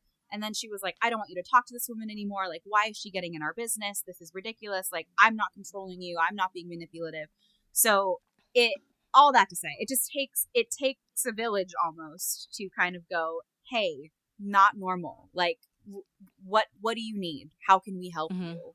And sometimes people try to help and it ends up not working. Like, that all happened when I was 16, 17. And I didn't leave my home until I was 22. Like, I wasn't able to leave her and like separate from her until I was 22 years old. So it took years for that to happen. Yeah, it's so crazy when you're in it, because it really, for a long time at least, doesn't feel like abuse. It just feels like a normal piece of your life. Well, I'm really sorry. And I also thank you for sharing that, because there could be people out there dealing with similar situations, or not even realizing they're in the middle of dealing with a similar situation. So thank you for sharing that. Being open about that is going to help a lot of people. I do really appreciate for you sharing that with us. I wanted to ask you, because like, again, like we're not recapping. We're not here to recap Quiet on Set. I did want to touch on, so happy that, True Jackson was so positive for you overall. Like, that family that you guys created over there was so positive. But I didn't want to not acknowledge the fact that that was not everyone else's experience, especially on that network, since that was such a huge documentary as well. But that also had me questioning, like I said, Sean and I are getting married this year. We do want to have kids at some point. We're both actors. You and Mick are both actors. And you just had a beautiful, like the most scrumptious, diddly-dumptious baby boy named Michael. And also, before I ask you my question, I forgot to go back to your story at Equinox about Michael. So can you quickly tell us about that? Because I completely forgot to go back to that, and I thought about that. That's my ADD. I'm sorry, guys. Oh, you're good. No, he's the Tommy Pickles of Kids Club. He goes to the Kids Club at Equinox, and he is quite literally the Tommy Pickles of Kids Club. And it makes me, literally nothing makes me happier, and I want to buy him a blue shirt so that he can so I can just let him show up in a diaper and a blue shirt and like be Tommy Pickles. Wait, that would be such a good Halloween costume. My God, wait. Works. Okay, because that would be actually a really good Halloween costume for you and Mick. Because you can be Stu and Dee Dee oh God, please do that. Yeah. Oh, please do that. Yeah. And you have a dog. And gosh. Yeah. That's great. She's sitting right here.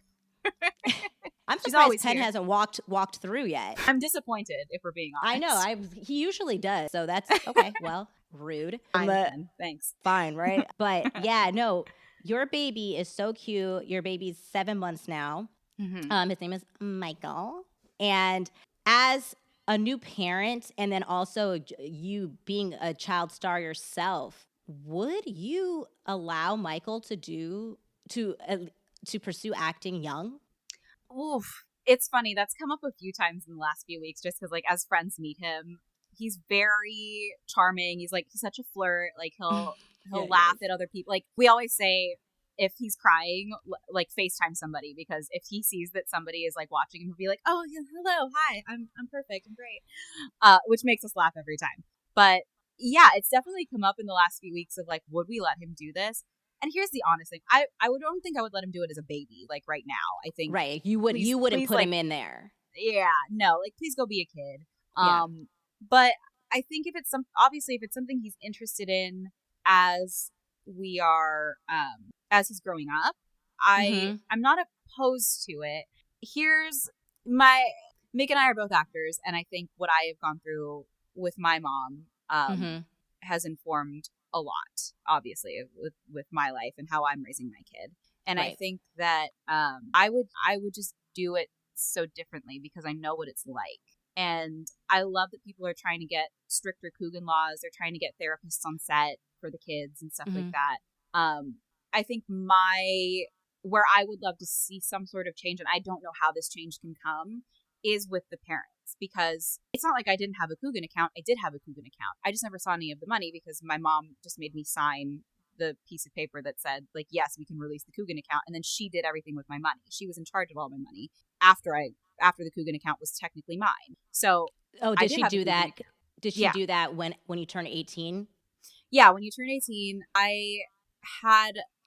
it was like a weird bank thing, but like I had a smaller Coogan account in a different bank, so I did see that money, and that money was mine. And then I think I've never saw the other money from my actual Coogan account from the time I was doing True Jackson and Bucket and Skinner. So my mom a lot of the time would be like, oh, this person's on the phone, like you need to give me authorization to speak to them. And I would, because she's my mom. So like, of course, she's probably horrible. Dealing with business thing. Yeah. So I never actually saw the Coogan money. So like, yes, I love that we're trying to get stricter Coogan laws, but like technically my mom did the thing. Like 18 years old, I gave authorization to like release all the Coogan funds. But I never saw it. So like, I think if there needs to be like some type of advisor attached to this Coogan account, because the whole point is to protect child actors, so you don't have parents that unfortunately take advantage and like drain their account or use it, and they don't get it, and because that is your money. But of course, you're a child, so you might not know how to spend it. So you're protecting it from the people that are honestly around you and yourself. That's the whole point of it. But there needs to be some type of, I feel like, I don't know how they would do this, but like an advisor to help you when you turn 18, like, you know, what to do and what could come up. I'm a part of the advisory committee for this program called Looking Ahead program, which is awesome. It's a division of the Actors Fund, and Looking Ahead program is for kids. Okay. What I love about them is that they try and protect the kids as much as they can. Like they give the parents assets to like read, to study, to learn, to do all of the things. They let the kids be kids. We've like gone to Universal with them. We've gone to the Getty with them. Like they're so fantastic with the kids. The issue is that there are just going to be parents out there who don't have their kids' best interests at heart, who are selfish, who are trying to take people's money, who are trying to make their kids a star at any cost. And I guess I don't know. I'm all for like therapists on set. I'm all for stricter Coogan laws. I'm all for that stuff. But I think in my experience, it's like my mom like saw the system and like technically went by the system, but I still got screwed. So how do you I'm not going to say control the parents, because you can't control a parent, but like how can you just have like those safeguards in place to make sure that parents are really like having their best interests at heart? So just in terms of Michael, I think if you did want to go into this young, like if he, you know, if he's old enough to be like, Mom, I think I really, really want to do this, like I think we'd let him do it. I think I would handle everything so differently, because I don't think my mom handled everything the correct way. But if I could get him to hold off for a little while, you're like, please don't. I'm certainly not going to encourage it, right? But you're not going to be like, no. Yeah. I think you know this. I think we're pushing him more towards athletics. I know. What team do you want him to play for? The Los Angeles Lakers. The Lakers. If you're listening. Now, listen, I can't tell you that he's going to be a tall man, but I can tell you that he's probably going to be fast. He's really Iverson strong. wasn't tall. Listen. I would love like a cute little point guard, like a fast point guard. He's not going to be at the rim blocking shots. I get that. That's okay. I don't need him to be. That's fine. Hey, you don't know that. He's only 7 months old. He could have a growth spurt. I don't know that. He's tall for his age. So like he's very long. So maybe I got lucky and I birthed a 7'2" center for the Los Angeles Lakers. I don't know. Mick's not short though. No, He's he's not 6 foot tall. short. Yeah. Girl, he can be tall. Listen, I don't want to put anything on anyone. If he's tall, You're just like, I'm then not trying to, I'm just like, if it happens, it happens. if it happens, it happens. But we're pushing more for like, hey, Michael, look how fun basketball and baseball are. Yeah. Yeah. Do that. Do that. It's not that sports is like a guaranteed thing either. Like, it's obviously like everything is so in flux with sports, but like, knowing you're lucky, he's going to be the Trent of, he's gonna be a little high school musical boy. Little Zac Efron. Baby, yes. He's gonna be like, Mom, I'm the star of my basketball team, but I just want to sing. That's what Mick was. Mick did musical theater and sports in high school. So like, I know that he's gonna be like, and Sean too. He was on. I don't think he did any acting in high school, but he was all about basketball. And then somehow he ended up getting into, after he graduated. I think he like stumbled, like when he was going to college. He stumbled into like some acting thing, or the acting crew of the college, and then that sparked his like interest, and he just went full throttle because that's the kind of man he is. But yeah, now he's an actor. Now he's the actor. He's I'm not gonna watch True Jackson, except I'm gonna peek off the side when I'm and then also just like be in, but then actually be into it, and then also be like, look at her technique. Do you see what she's doing here? That is how you set up a joke. Wow. So I'm honored. Thank you so much. So we're gonna push baby Michael to. Because also I've never been to a professional basketball game, and I know that I would still have to wait about at least 18-ish so years. I have never. It's not that I haven't been to basketball games, just not a professional one. No, never in my life. And Sean's like, we're gonna go. I'm not opposed to it. I don't follow sports like that. So it's just like never been something I'm like, oh, I need to go do this. However, if you gave me tickets, I would absolutely go. And when I do watch sports stuff, I get weirdly into it. You would think I'm in. So in. It's like I had just like competition. So much fun. I had like so much fun watching with you, and then you didn't come the next week, and I'm sorry. Actually devastated that you couldn't make it the next week. No. So Sean and Ashley's husband Mick were in a basketball league together that they had with their colleagues at Equinox, and it was like a legit basketball league. They were registered with the city of Los Angeles, and they were almost undefeated. I think they lost 2 games. One of them in the middle, he forfeited. Oh, okay. So then really just game. Essentially, it's like, think of any great sporting movie. They're winning, and then of course in the championship, like I think, was it close though? At least I think was it close in the championship? It was close. Yeah, it was close. And then we just got cold at the end, and we didn't get calls. And you would have yelled at the refs because first of all, tragic. Those if it was the same refs from last time, I don't know what they have. It wasn't okay, because I don't know. I felt like the calls they were making at the game prior to the championship were pissing me off. Goggles, the goggles that I deemed goggles on the team, the opposing team, was pissing me off. It was too freaking much. It's not like, this is not touch football. Like, I can't. And then this is why I can't be going to sporting events, because then I start yelling at people. But it was great because Sean was like, she doesn't follow like sports, but when she goes to the game, like, she'll get into it, I promise. And I don't know what I was expecting, but like, I'm very often the only girl who's like actually into the game, like watching any given game, professional or not.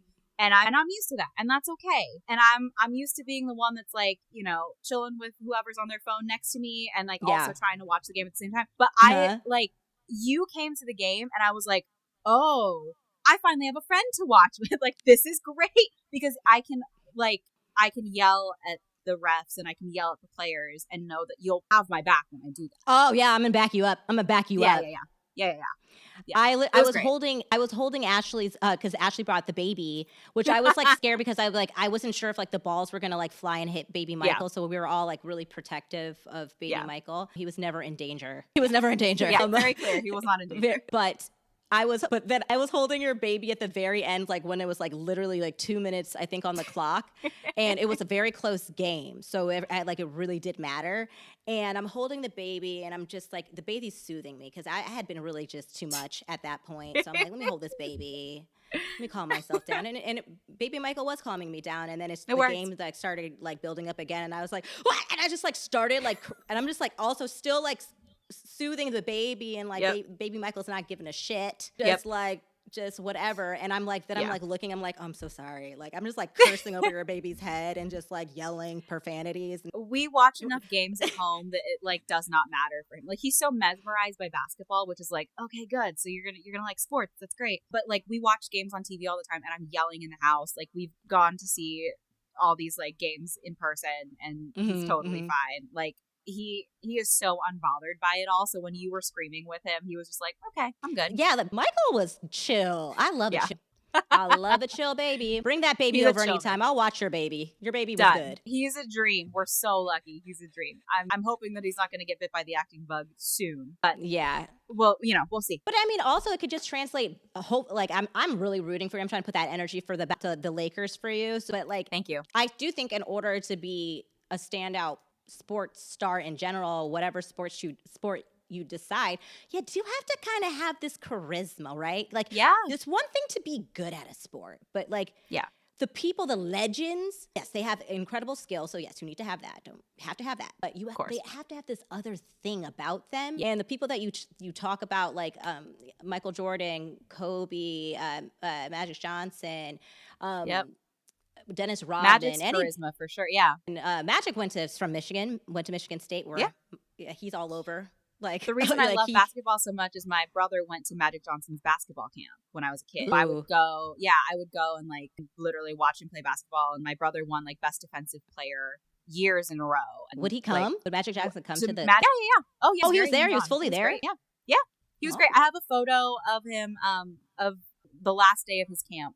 And he's like holding me, and my mom asked me to sing to him. Of course she did. So I like sang him a song. I was like, I want to sing you a song for your last day. And I like sang to him, and there's a photo of him like holding me. He's great. Awesome. That actually reminds me, because I was like looking through your credits, your acting credits. It said you were on an episode of Winning Time. Was that true? I was. Yeah. So Winning Time like is about bit part.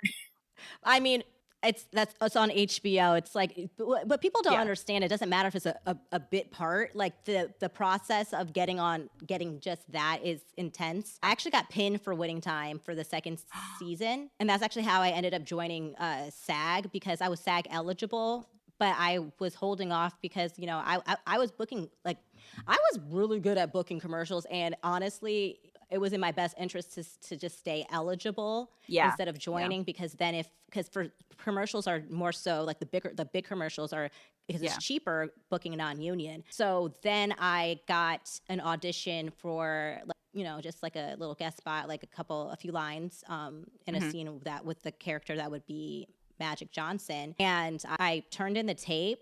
I felt really good about it. And then by the time I turned it in and I got to work, in which I've never had this happen to me, my agent was calling me and saying, hey, they really liked your tape, you're pinned. And if you don't know what pinned means, it means that you're like, it's almost like booking. It's like essentially you've booked it, but like they have to go through a couple of, like, maybe they have to run it past like a couple more people, or whatever. And I was like, but the thing is, I had to become SAG in order to accept it. I was SAG eligible. So my manager was like, you got to pay for it. And that's pay for being in SAG is initially $3,000 or something like that. It's a lot of money to drop in like 5 minutes. Yeah. It's expensive to be an actor. It's very expensive. And I was very fortunate that I was like, Mom, I need $3,000 by the end of day. Oh my gosh. And I was like, I have never had like an opportunity like this, and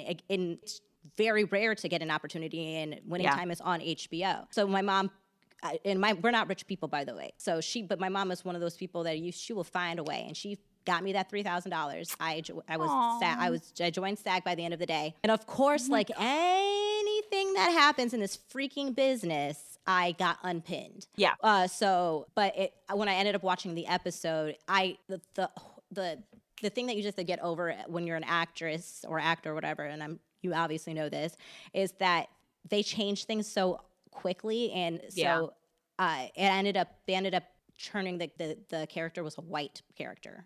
Like, you know what I mean? Like, got it. So they changed it for whatever. I think that it made it make more sense for the dynamics that they were trying to reach in this scene. They needed it to be a white actress instead of black to prove, I think like a status that he was growing at that time. So and that happens. But like that they thought that there was something there, so that's a win. That's a win. They always say, like, don't worry about booking the job, just book the room. And like that is so important because it will remember you and remember you and remember you. And then one day the perfect thing is going to happen and that's going to be the role that you book and it's going to be great. Exactly. But what episode were you on, or was you season I one was or in season the two?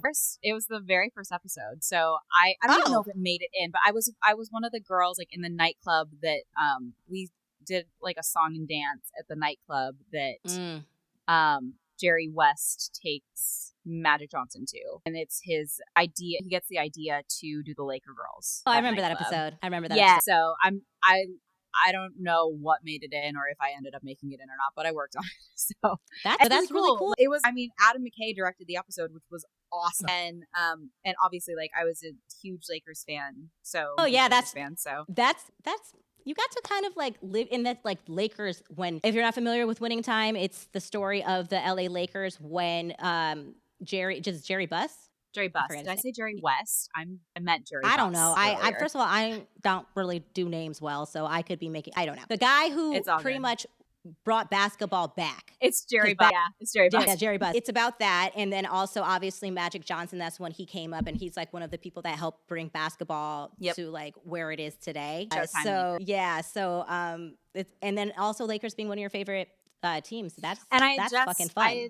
I had just gotten engaged like a couple weeks before I ended up doing this job. So it was like, I literally got engaged, and then a friend of mine was like, we need a dancer and a singer for this like little scene in Winning Time. And I was like, yes, done. Absolutely. I will absolutely do it. So it was like a very exciting time. And then, And then you got married to Mick and had a Taco Bell truck at your wedding, which I'm so jealous of. It was kind of the best thing ever. I had a Taco Bell truck come to her wedding, guys. Like that they gifted to me. What? Yeah. How the hell did you get that? How did they? Wait, how? I don't know how I became friends with the people at Taco Bell, but somehow I'm friends with the people at Taco Bell. And I've gone to their Friendsgiving. So they used to hold a Friendsgiving at their corporate headquarters every year.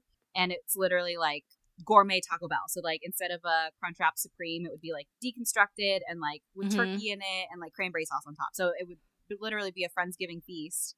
And you would just go and have bougie Taco Bell for a night, and they would give you like free swag and stuff. It was so fun. And then that's actually super cool, but I didn't realize you were gifted that. I thought you just were like, I'm gonna get a Taco Bell truck. Yeah. Well, I asked my friend there, I was like, I know you guys have the truck, like what would it be? Like what would I need to do to get it? Like would it even come out to where my wedding venue is? And then she was like, let me see what we can do. And then when she got back to me, she was like, we'd like to gift you this truck for your wedding. Like just let us know what time we need to be there. And I was like, see, that's closed mouths don't get fed. That is a saying for a reason. Oh my God. I love free shit. Yeah. that was absolutely the coolest free shit that I had for my wedding for sure. That is super cool. And that actually brings me to what you're currently working on. And I say that because you're currently working on an amazing project with your husband, Mick. It's called Bali High? Bali High, yeah. Yes, Bali High. And it goes into this because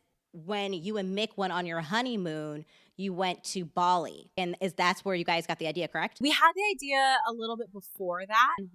I think we solidified the idea when we were in Bali and like really actually started doing it. Yeah. Can you tell us about that project? Yeah. So, my goodness, we wrote the movie about my mom back in 2020 during the pandemic. That's when we first started writing together, and it won this really great award back in 2022, I believe.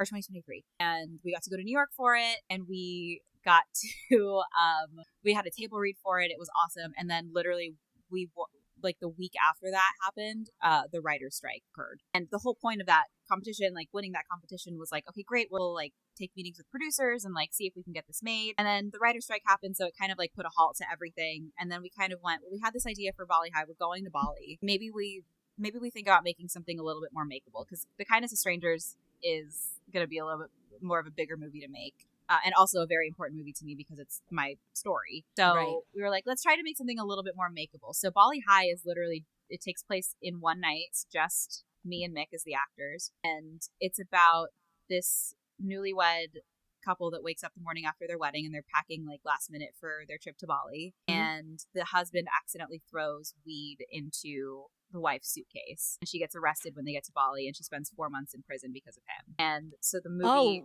God.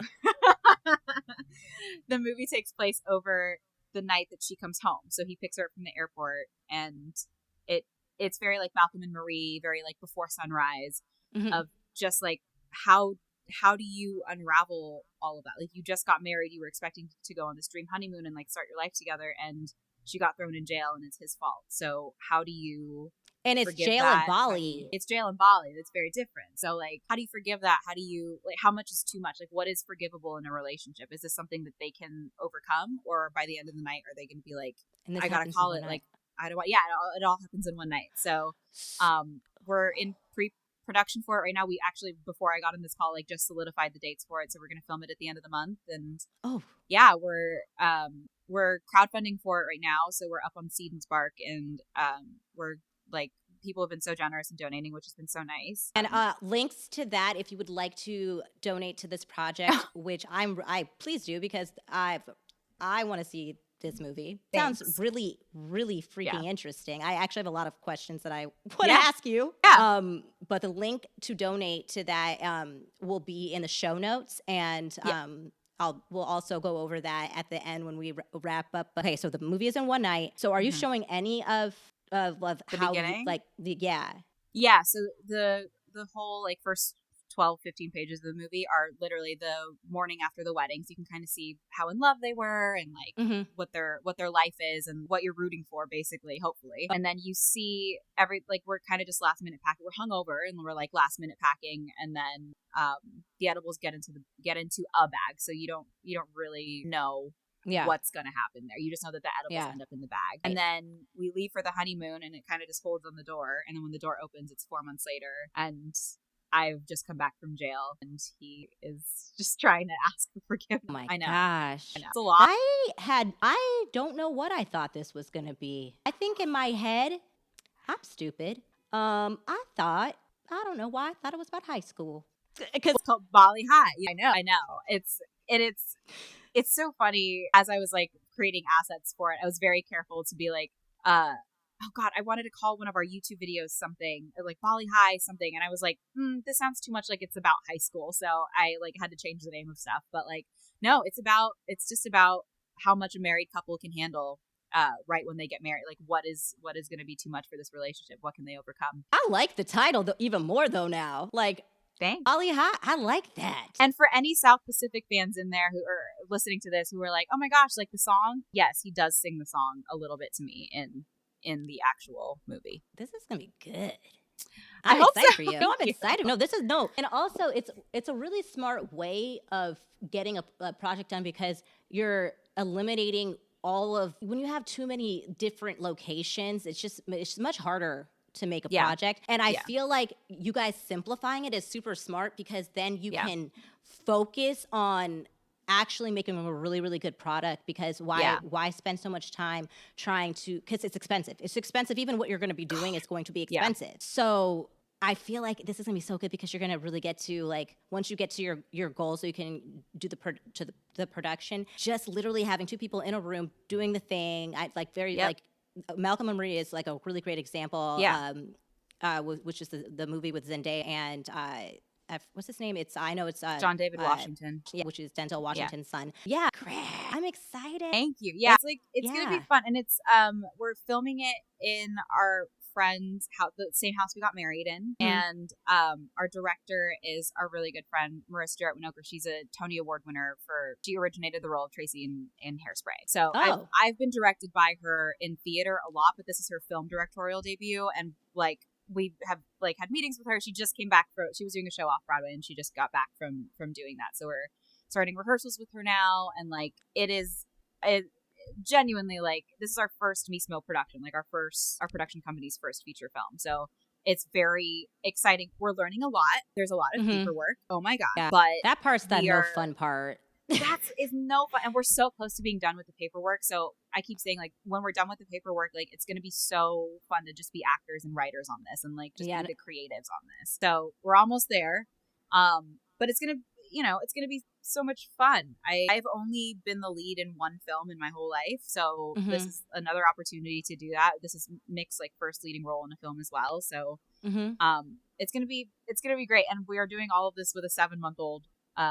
That's a lot. Hanging out with us in our production meetings, and he's there for our rewrites and doing all the things. Well, I'm excited. I can't wait to hear all about when you film later. You said later this month or next month? End of this month. Yeah. End of this month. Okay. Yeah, I'm excited to see how all that goes. How long do you think that you're gonna be in production? Like, how many shooting days? It's gonna be 10 shooting days. So we're 10 gonna do all this in 10 days. Yeah. Honestly, a lot of great movies have been written, shot in a very short amount of time. So if you have a really good quality product, like you really there's been so many movies that are like classics to this day with not like a huge budget or not even a long shooting schedule. So I'm very excited. I know, but just from knowing both you and Mick and seeing Mick's acting, writing, and seeing your acting and writing, like, I am truly excited to see this come to fruition, and I can't wait for you to sell the thing or get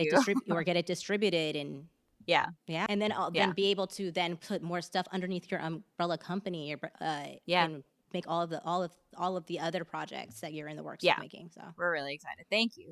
It's a very exciting time for all of us. Well, Ashley, I appreciate you chatting with me about your experience as a child star and then into adulthood and family life and all the things in between.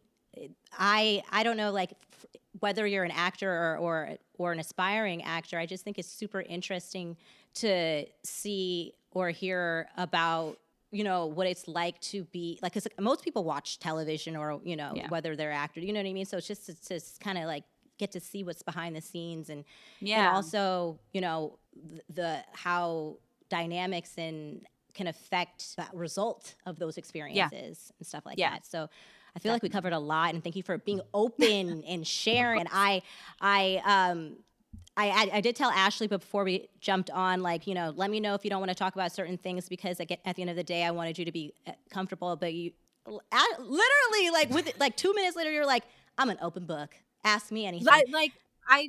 Listen, like you were saying, sometimes people need to hear it. Like if you're in a similar situation and you just need to hear that somebody else is going through the same thing. It's the whole reason that we wrote the movie about my experience with my mom, because I was like, I haven't really seen this story talked about in particular. I've seen a lot of like stage mommy kind of things, and it wasn't even that she was a stage mom. It was all of the manipulation and the control and the abuse behind the scenes, but like when I wasn't working. So the whole point of us writing that was like, I know that there are other people going through this. Jennette McCurdy had gone through it. Like, I wanted people to be like, oh, that's happening to me. Like now I have a reference point for all of this. I thought that was really important to just share it. Of course, I'm an open book. Like, I have nothing to hide. Well, I appreciate it, and I appreciate you not thinking I'm too weird with all of my questions.